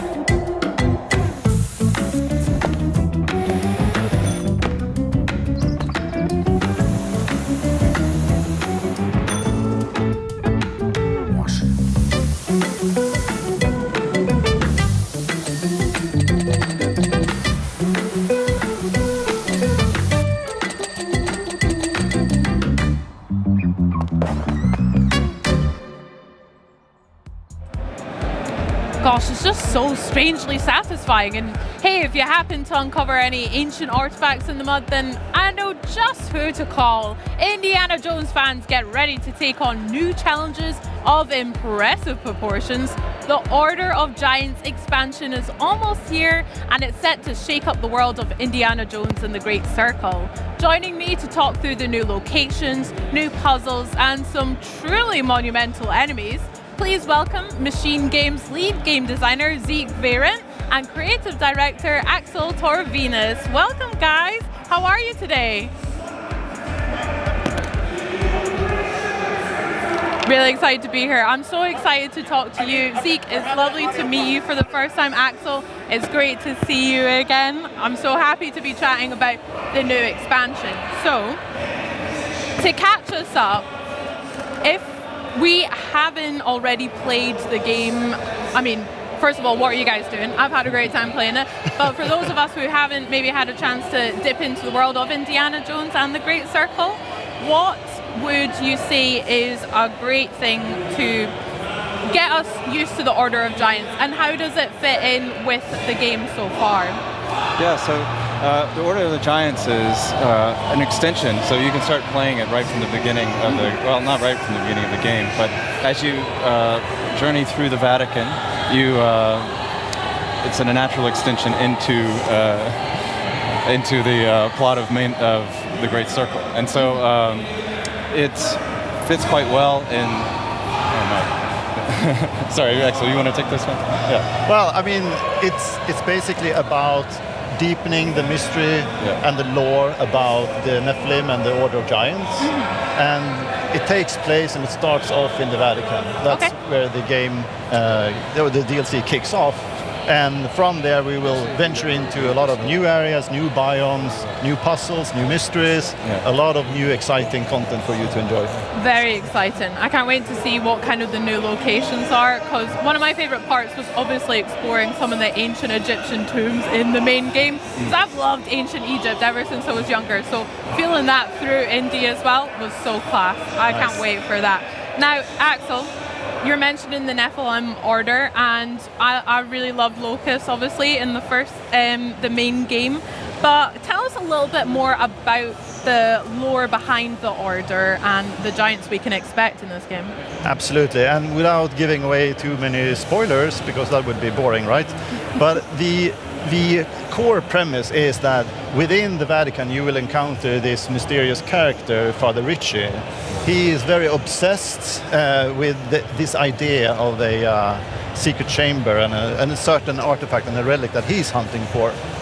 And he asks Indiana Jones for help to unravel the mystery of him.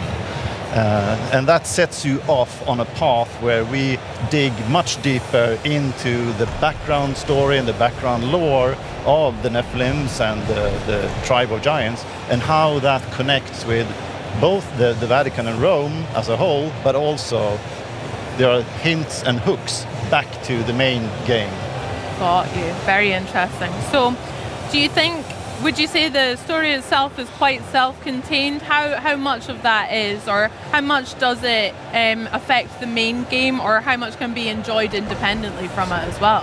Yeah, so it is self-contained, but it also it's something that you should be able to experience from the first playthrough. As you get through the Vatican, you find Father Ricci, you can go on this quest, or if you've already completed the game before, you can come back to the Vatican, he's there, and that'll put you off onto a new quest as well.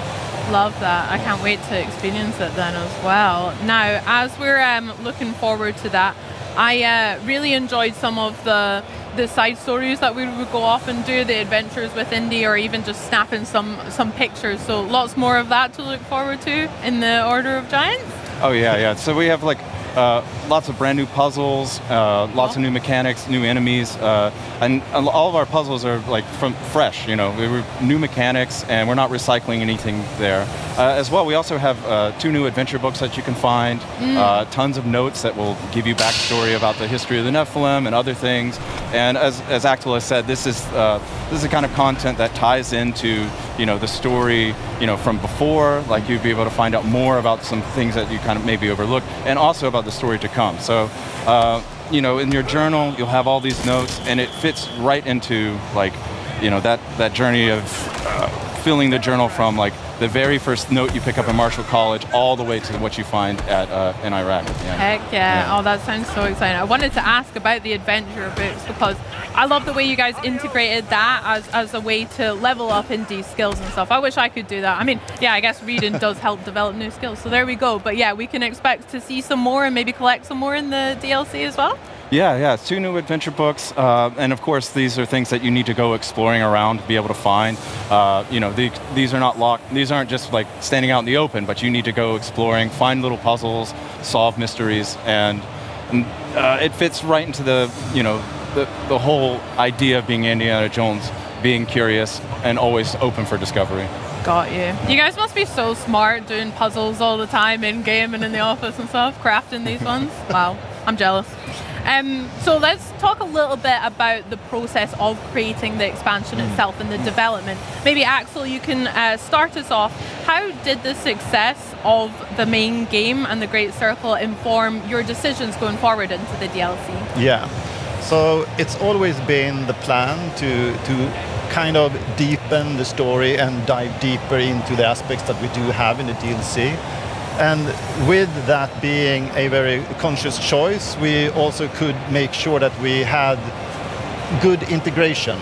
So the DLC takes place and it kicks off, within the Vatican, and there was not an easy thing to have that from a technical point of view to actually function. There's a lot of hard work from engineers and designers that's just working under the hood, that it's basically this kind of seamless transition into a DLC. So there's a lot of hard work that has been ongoing to make sure that you don't really notice that we are swapping out maps and doing a lot of technical mumbo-jumbo. But it's in the end, it is this kind of seamless transition that we always aim to have. And I think that part of that conscious choice very early on helped us making sure that the experience in the end when you play the DLC is that it fits perfectly within the Great Circle experience. Love that. I mean, I don't want to gas you guys up a little too much, but I just had such a blast with the first one as well, especially with the puzzles and also just uncovering the Vatican and all of the locations we went. And even some of the performances were just so incredible. I was not to name drop, but I was lucky enough to talk to Troy, Baker and Marius obviously about their characters in Indiana Jones and the Great Circle, and Troy was saying about how the main point from himself and also from you guys developing it was to really put the player in Indiana's shoes. Yeah. It's not Troy Baker's Indiana, it's yourself. Absolutely. It's the player's Indiana. So that's so cool. And coming on to the players and how they've enjoyed the game, how do you think the community feedback has really helped shape the Order of Giants going forward and a lot of the decisions you guys have made?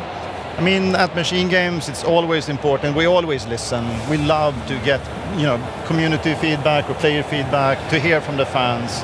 And one thing that stood out to us after releasing The Great Circle was that the thing that we really wanted to try to convey with this game was things that were appreciated by the fans as well. And when listening in on certain aspects, like could this be tweaked, could this be polished, that absolutely helped our process moving forward. But we did already obviously had a very strong vision and a plan for what to do. But there are a lot of micro decisions within the DLC and the development of it that is in relation to listening into the community and the player feedback.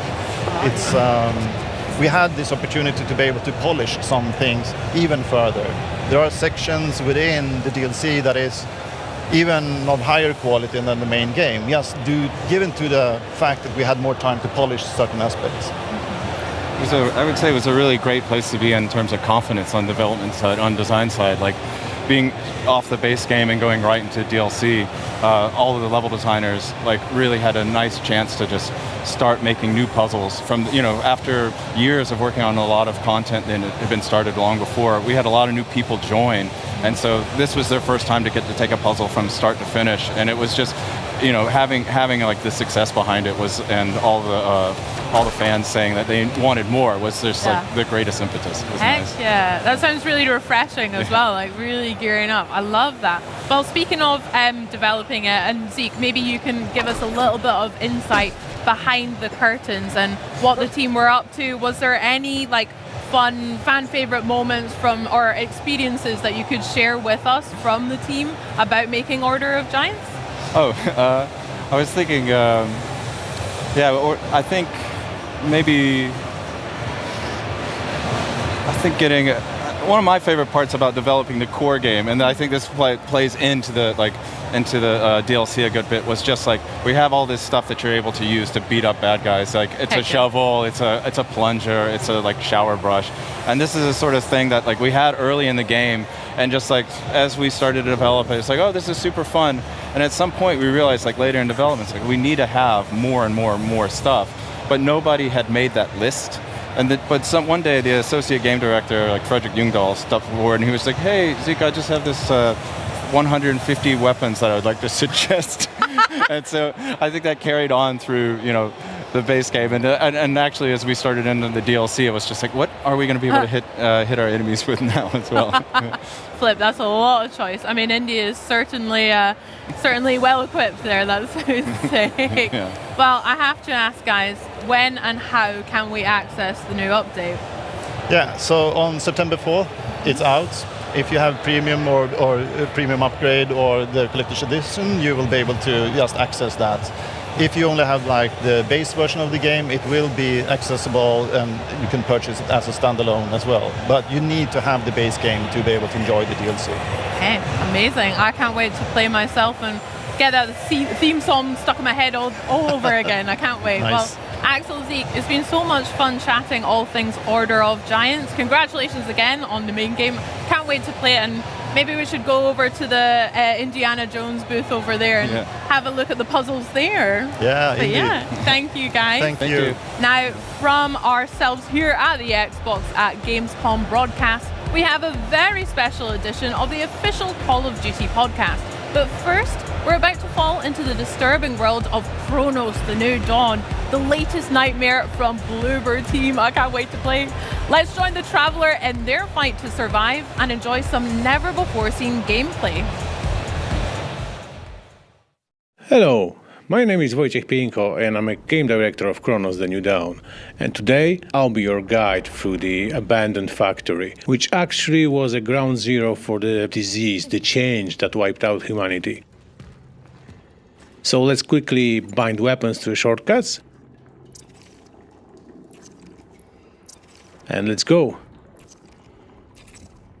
In Chronos you can break crates to find more loot, which will be really important. And the first enemy. No signs of life. I think we are safe. So let's move forward.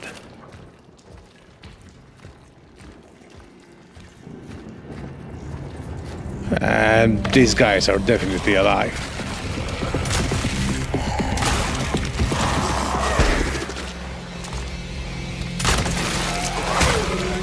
Combat in Chronos may be quite challenging, and the enemies can hit hard. And merge, yeah, that shot prevented the merge.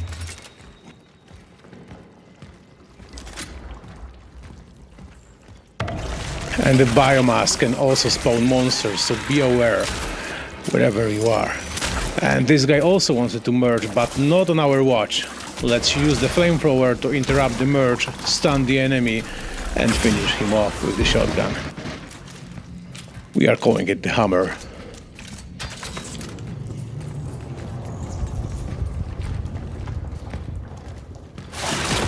And the new one. I think this one is, yeah, it's the Puker. He has a range attack, so let's get far away and, oh yeah, use a barrel to destroy the enemies. Like, using environment is also super important. Don't forget that you can also charge your weapons. So please notice that the Traveler sometimes presses the trigger to fire like a single bullet, but also sometimes charges it, so the bullet will have more damage, but will also got like a piercing ability. Of course, I'm talking right now about the pistol. The shotgun works different. The shotgun increases the spread when you're charging the weapon.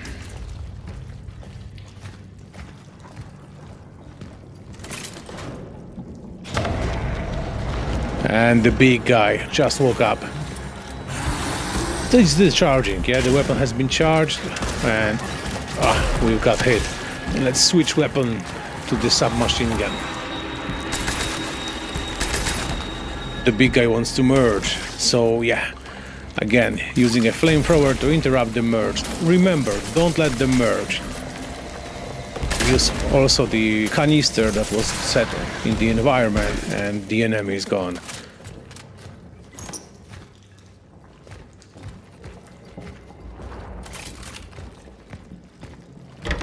It's worth to exploring the area to find like supply boxes left by the collective and other travelers.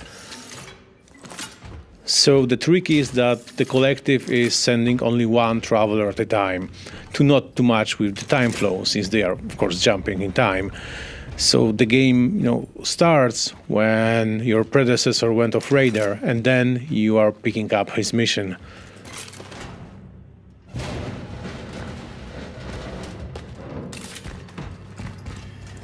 Let's squeeze through, and I can hear some monsters. Oh, and the soul, the essence of someone we extracted before is talking to us. Oh, the Joe grabbed us. We called this monster Joe. It's like a sticking or being attached to a wall, ceilings, and it can grab you as a traps. But you can hear them always, like, yeah, there is one more. And now, he will not grab us. We can safely loot the place.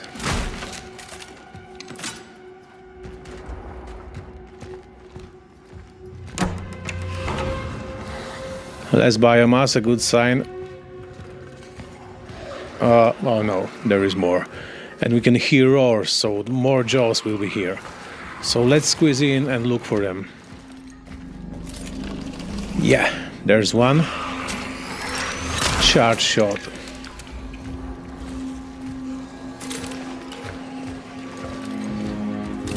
And more growls means that the area isn't clear yet. Yes. One more charge shot, one more down. And I don't hear them anymore. I think this sector is clear. So we can grab more ammo. And let's go back.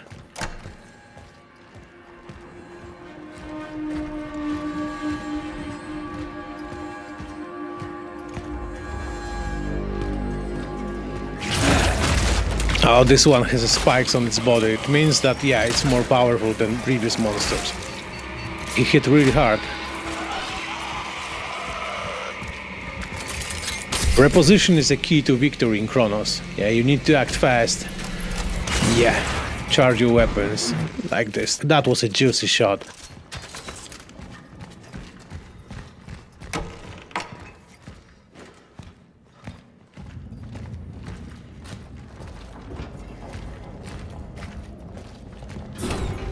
And the shower area.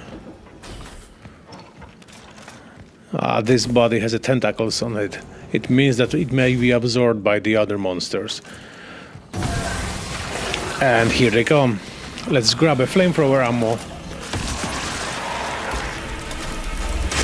Oh yeah. Now we can interrupt merge again.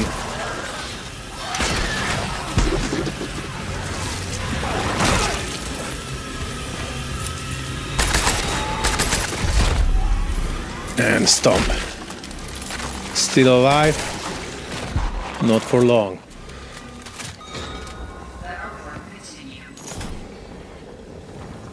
The gates are detecting monsters and they are sometimes closing you with them, but if you dispatch them, the gates will open. Those gates are also built by other travelers to lock some areas infested by the monsters.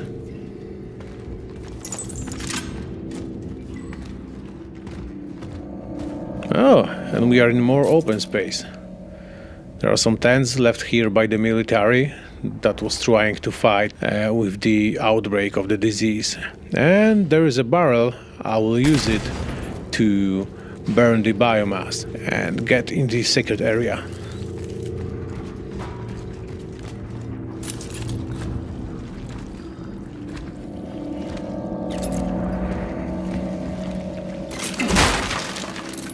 A shell patch. This is like a health pack and a lot of loot.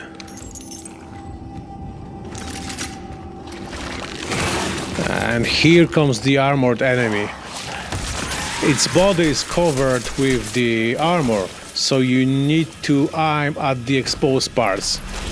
Oh yeah, you can see that the bullets are bouncing off the armor, but I think the chest is exposed, so yeah, let's use it against him.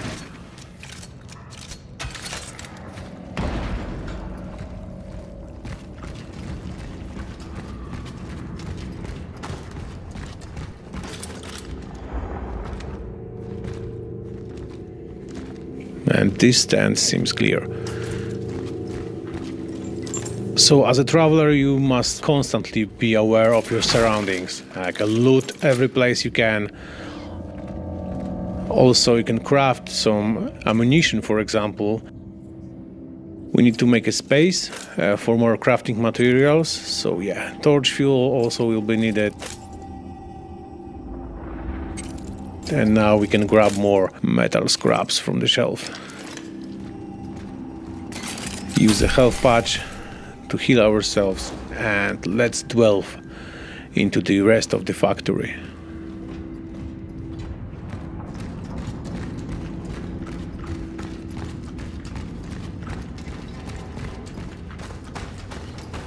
Isolation zone. Doesn't sound good. I think that's a great place to stop. Thank you.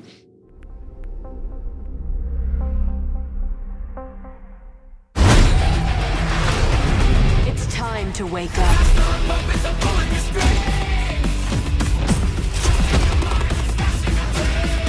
No more games. This ends now.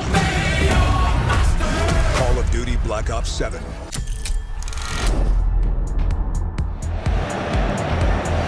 Welcome, everyone, to the crossover event of the century. That's right, folks, the official Call of Duty podcast, the COD Pod, and we are back taking over Gamescom here on the Xbox broadcast. Don't know how they let this happen, but we're in, baby. My name is Miles Ross. I'm the host of the COD Pod, joined, as ever, by my partner in crime at Activision, Stephanie Snowden. Hello, mate. Miles. We took the COD Pod on the road all the way to Cologne, Germany. It's my first time at Gamescom. It's been awesome because the official reveal of Black Ops 7 happened last night at Opening Night Live, and it was incredible. It was a big one, and we have a huge amount of information to get through today about Black Ops 7. Tons of juicy details and wonderful tidbits of gameplay. We're not going to do it alone, though. More on that later. Yeah, we've got some special guests joining us later in this show. But yes, at ONL, we got the very first look at Black Ops 7, which is coming later this year, and there's so much to get into. There's so much content. This game has so much to talk about, and this is just kind of the tip of the iceberg for us.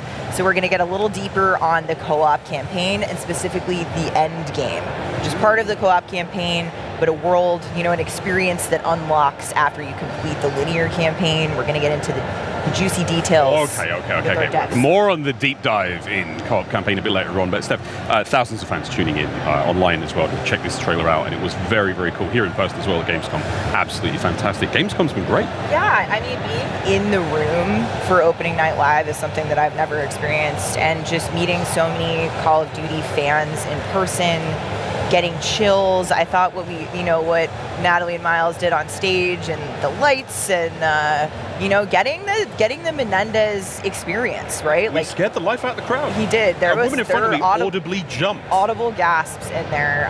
But it's not just Opening Night Live, because we dropped the official Black Ops 7 developer direct on the Call of Duty YouTube channel. Definitely check that out if you haven't.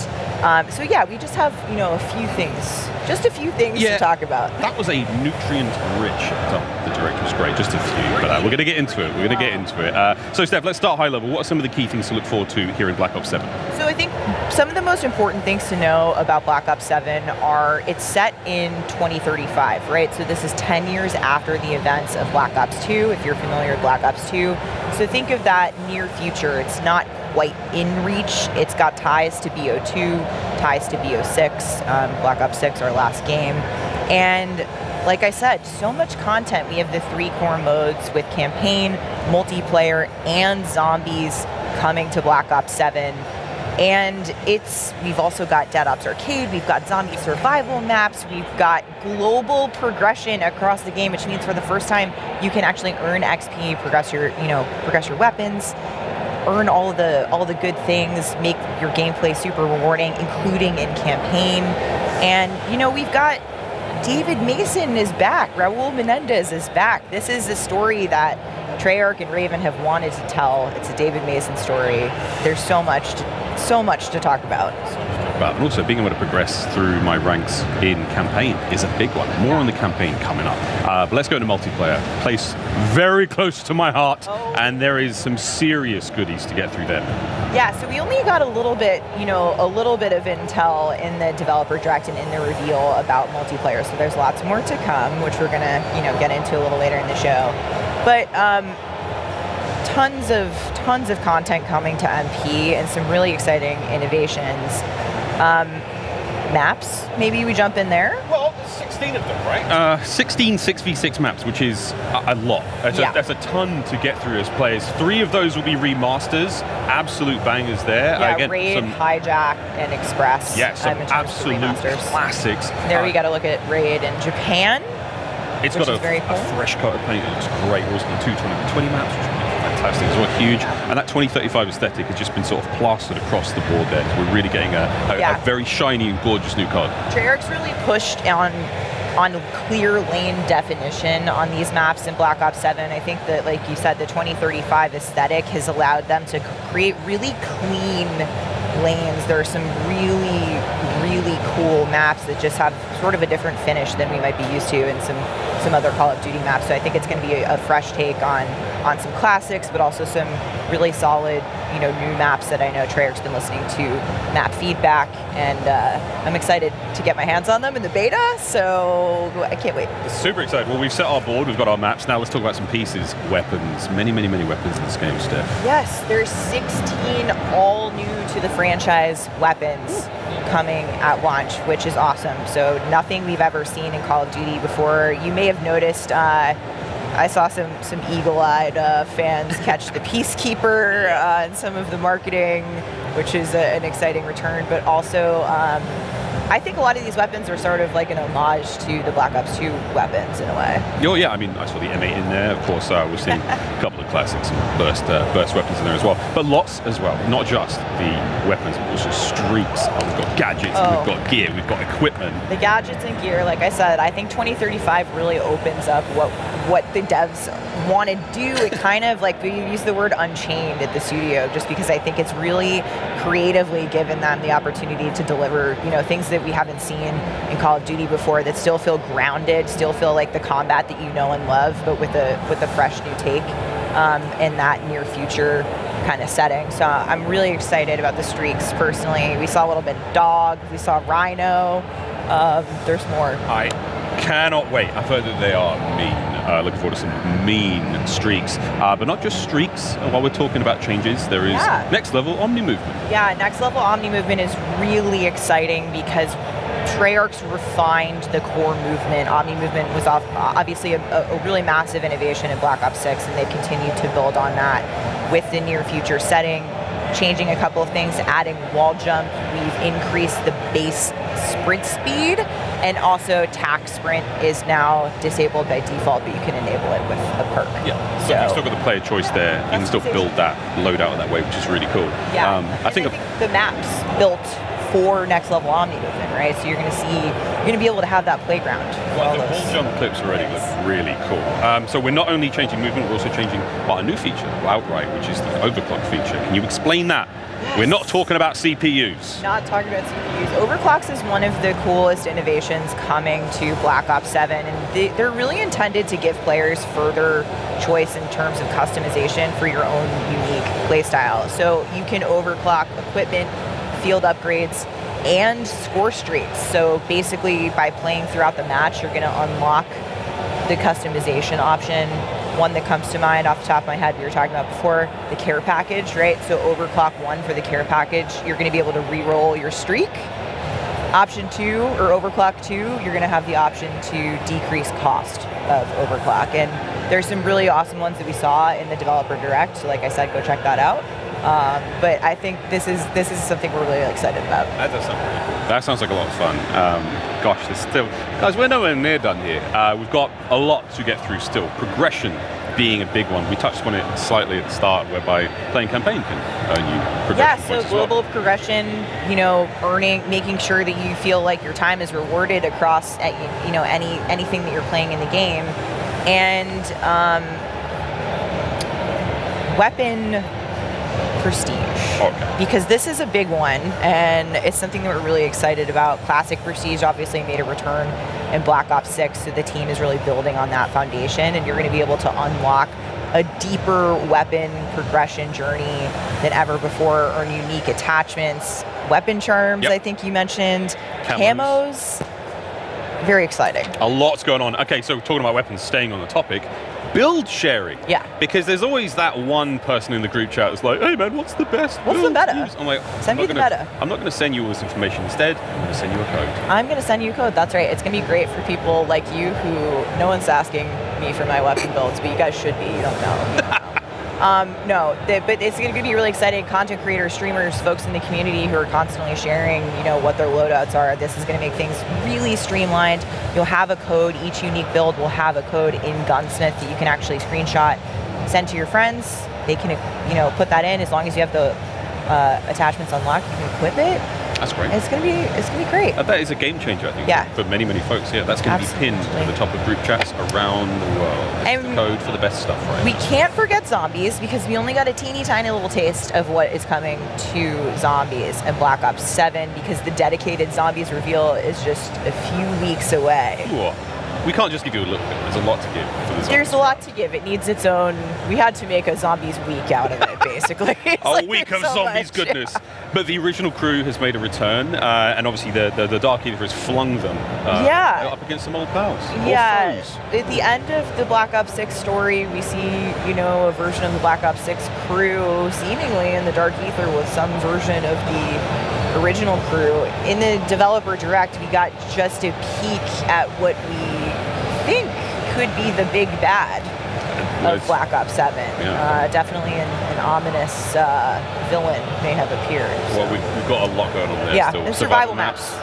Jinx. So excited. They're back for the first time since BO2. Really, really exciting there as well, Steph. Can you tell us about that? Yeah, I mean, look, I think this is definitely the how long can you last in tighter spaces kind of vibe, and I think that people are going to be really excited for that experience to come to zombies. So more on that soon before I get dragged off the desk. That's the way it goes. Yeah, that's the way it goes. But also, while on the topic of zombies, still we've got Dead Ops Arcade. That's also happening. So twin stick, top-down, zombie-centric shooter, earning XP for your progression as well. Go global. Yeah, there was a lot of hype in the chat last night when the Dead Ops Arcade 4 announce was there. And so this is so cool. If you don't know what Dead Ops Arcade is, Treyarch, has put this in the last, some of the games.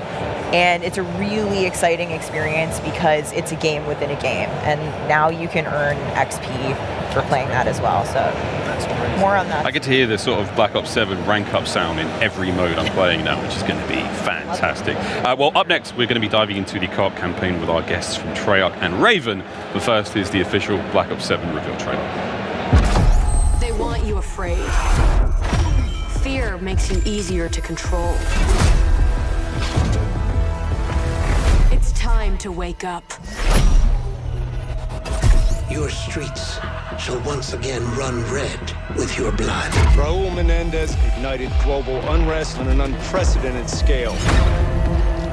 Menendez is a terrorist. We're bringing peace and security to the world. He refuses to let me go. Stop looking backwards, David. What matters is what we do next.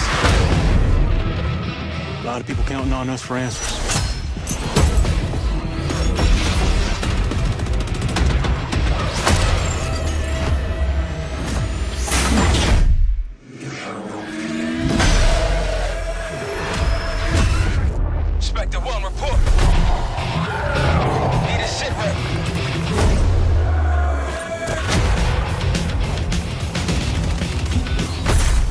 This isn't real. The hell it ain't!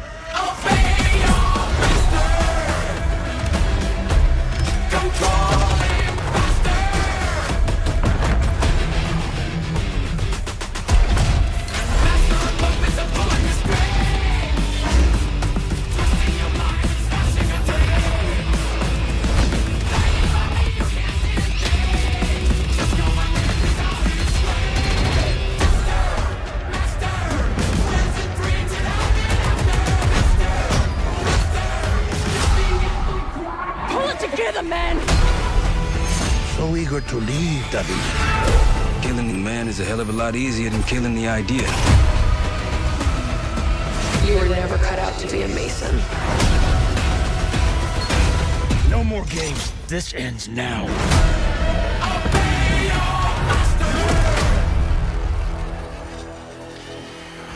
Get the Reznov Challenge Pack when you pre-order now.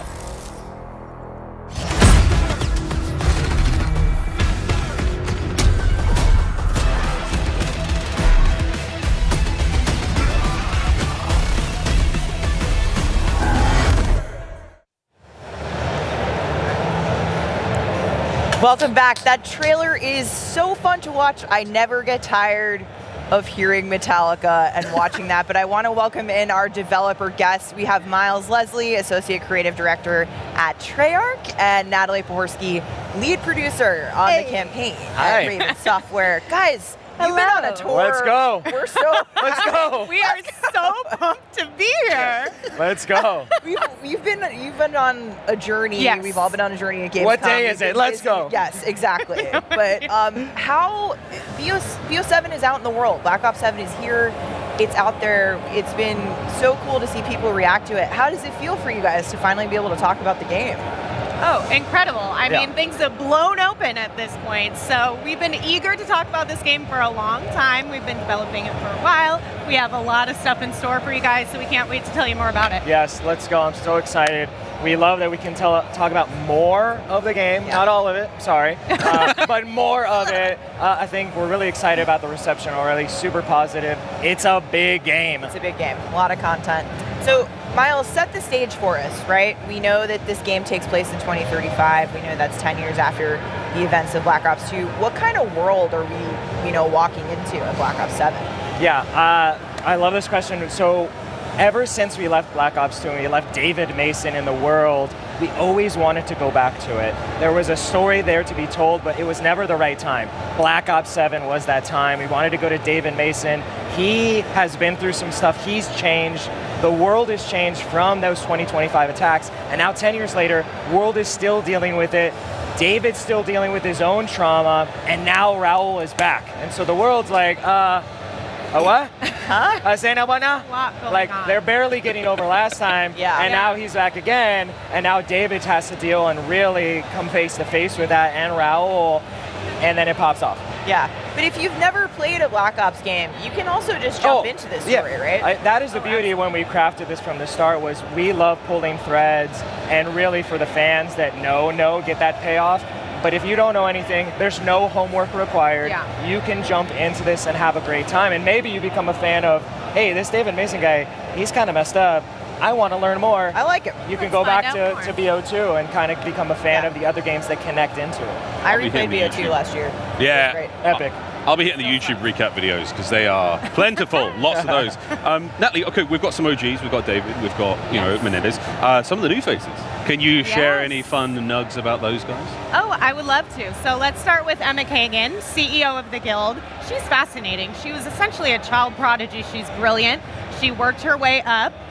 She has a background in computational economics and robotics, which makes her the perfect person to be running this company that is the Guild. And she has a really, she has ideas about how to deal with this, and she's a leader, and she has people to back her up. But sometimes, again, this sort of puts her in a weird place with David and his team, who are trying to get to the bottom of what's going on. So she's a really interesting character, and introduces us more, or reintroduces us to the guilds. And then one of our JSOC operators who's on David's team that we're really excited about is Leilani 5050 Tupola. And so she's a soldier from New Zealand who is so dedicated that she, after being diagnosed with a degenerative disease, she was taken out of the field, and she opted for limb augmentation to get back. So she's got a bionic arm and leg, and she is intimidating, but she also has such a fun energy and personality to her, so she's a great fit for the team. Yeah, she was doing some really badass stuff in the trailer.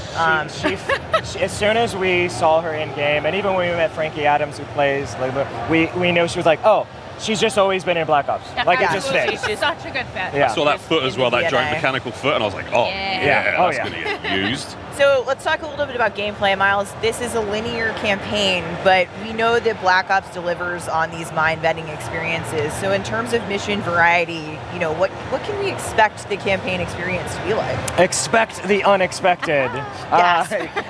We wanted to really push on that variety. You heard us talk about it yesterday. You saw it in the trailer. We're going to a lot of unique places. Some real, some are bend reality hallucinations that you'll understand why in the story.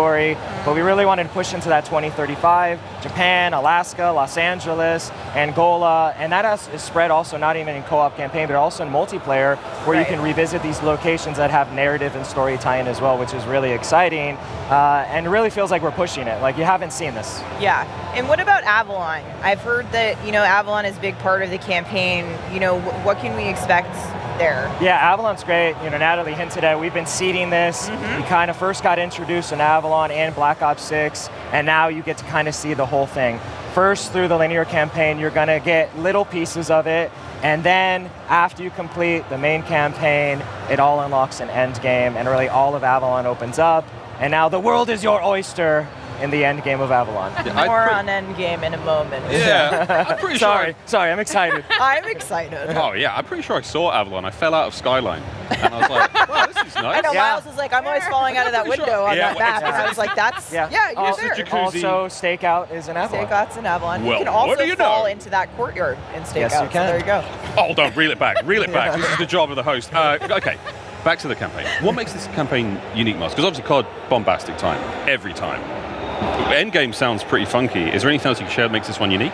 Oh yeah, I think from the start we wanted it to be a co-op experience, and that's twofold. One is the story. Natalie touched on this. Our characters in our hero squad, the 4 of them, they're like a family. They're like, each is a piece of a puzzle. Natalie said this, and I love this term, is we put them together, they play off of each other, but as we were developing, we wanted players to immerse those heroes as well and really embody each single hero, and now you can do that with your friends. It's a shared experience, it's really exciting, and then on top of that, we really wanted for the first time that you and your friends can really move between any part of the game, and that was huge for us. So you want to jump game's co-op. the whole game. You want to be in co-op campaign? Great. And then you're like, hey, let's do MP. Go to MP. Done with MP, let's go to zombies. Done with zombies, let's go to endgame. Done with endgame, go to DOA 4. It just keeps going.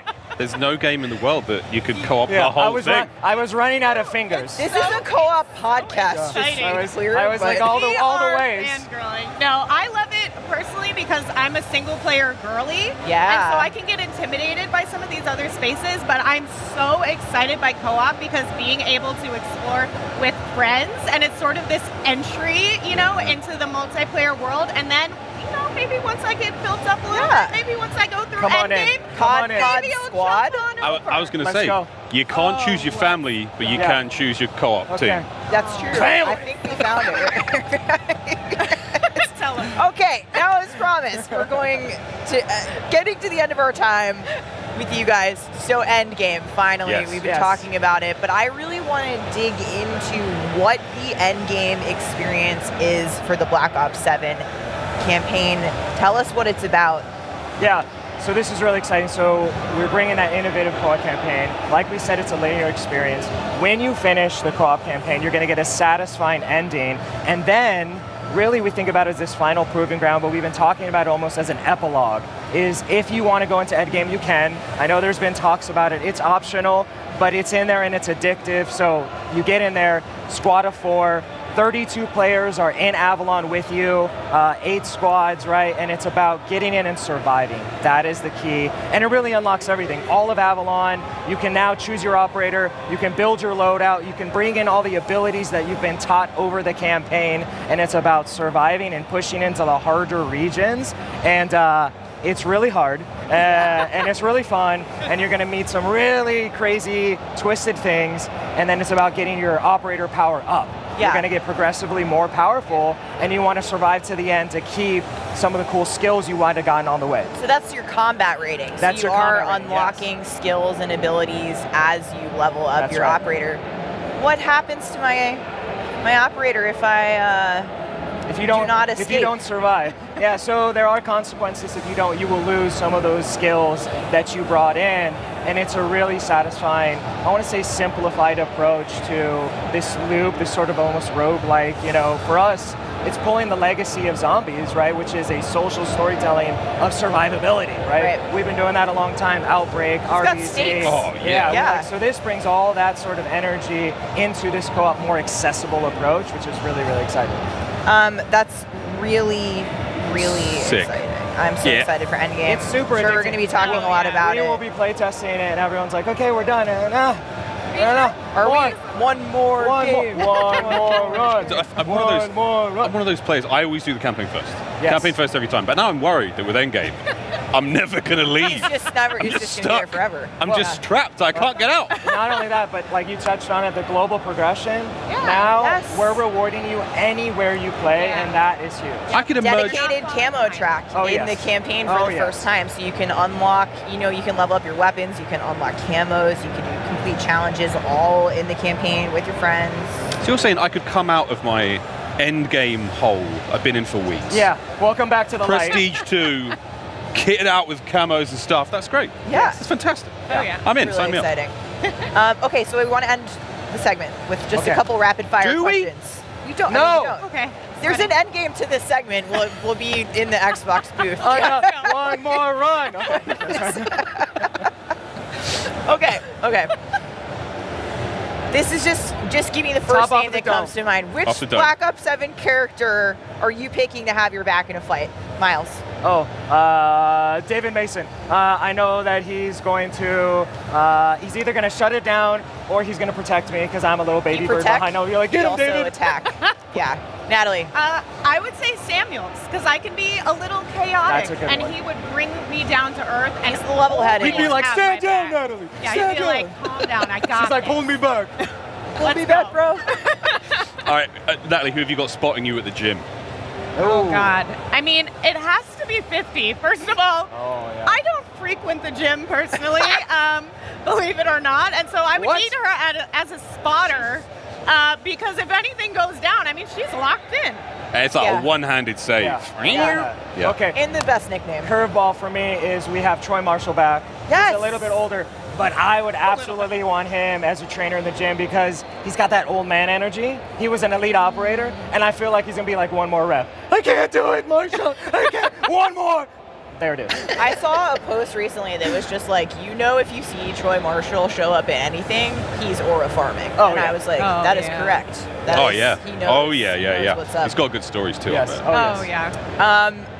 Guys, thank you so much for joining us. So Special exciting. edition of the Call of Duty podcast. One more live run. on the Xbox broadcast. I know we're going to be chanting. We're probably going to get kicked out. But it's like so great to have you guys here. Congratulations on the reveal of Black Ops 7, especially to all the teams at the studios, the Treyarch and Raven. Shout out and to all the everyone. Call of Duty So teams. much work and love getting poured into this game. Yeah, we're really happy to represent the teams and everyone that's been building it. And the fans, you're going to love it. New fans, come on in. Yeah. Can't wait to not see the light of day for months. I'm really, really excited, We'll guys. see you there. Guys, thank you so much again. Thank you. Steph, mate, it's been a Gamescom. It went quickly. I don't know what happened. We were just starting our section, and all of a sudden it's over, and I want to do it again. Well, I mean, the fun thing is that was the tip of the iceberg for Black Ops 7. It feels like news-wise. Yes. Like I said, there's so much to this game. Tons of work going into it. It's a lot of content, a lot of exciting things we haven't talked about yet. So while this has been a really awesome reveal, it's been my first time here at Gamescom, my first time in Germany, meeting the Call of Duty fans here, seeing so many like-minded people who are passionate about video games in one place, especially here at Xbox, has been awesome. And I just want to give a special shout out to the COD Pod squad. the CodPod team, thank you. Xbox broadcast team, thank you for inviting us. We promise if you invite us back, we'll behave. Well, we'll have a good time. We'll have a good time. All have a good time. But yeah, more Black Ops 6 news coming real soon. That's right, folks. Call of Duty Next is around the corner, September 30th. We'll have streamers and content creators around the world crammed into one location to get hands-on gameplay with multiplayer, zombies, and Warzone. And our multiplayer beta kicks off right after Call of Duty Next with early access October 2nd to the 5th, with the open beta October 5th through the 8th. And of course, we'll see all of you when Black Ops 7 launches on November 14th. It's in the calendar. It's 100% in the calendar, folks. Find everything we talked about today on the next episode of the Call of Duty podcast coming soon. Like and subscribe wherever you get your podcast, whether it be Apple, YouTube, Spotify, wherever it may be. Go for it. Like it. We'll see you there. We can't wait to see you there. But for even more details on Black Ops 7, you can check out the Developer Direct on the official Call of Duty YouTube channels or the COD blog for more of the intel. Yes, please. Xbox, we love you. Thank you so much for having us. There's so much more Xbox here at Gamescom in store for you because there's another full day of live broadcast coming your way. That's all from us. Charlie, take it away. Thanks, Miles. How cool is that to have the COD Pod on the team? Fantastic. So today we have learned a ton about new games, got exclusive live reveals, never before seen gameplay footage, and an important new chapters to existing franchises like, I don't know, Indiana Jones and the Great Circle perhaps, Lego, Tropico, Invincible, Microsoft Flight Simulator 2024, the list has gone on. Of course, we're only halfway through our broadcast here at Xbox at Gamescom, where the fun continues tomorrow with another 4 hours of up-to-the-minute coverage on all the convention highlights we can cram in. But I want to know, Henry, how's your day been? Oh, it's been fantastic, Charlie. Thanks so much. Like you say, though, we're almost done with day one. And in case you lost track, that makes over a dozen games today that are Xbox Play Anywhere, seamlessly transferring your gaming experience from PC to console to handhelds and back again. We'll be showing off even more fresh gameplay tomorrow. We're going to be dropping trailers and continuing to stack up those Xbox Play Anywhere and Xbox Game Pass rosters. We're going to have updates on Lego Batman, At Fate's End, Silent Hill F, Overwatch 2, Jurassic World Evolution 3, Ninja Gaiden 4, and much, much more. And we might even have a few more fun surprises up our sleeve too. Cheeky. It's going to be a rich, full day of all the news, big and small, from the world's largest games convention, Gamescom. Thank you so much for tuning in, and we'll see you tomorrow, same time, same place, new games. Cheers!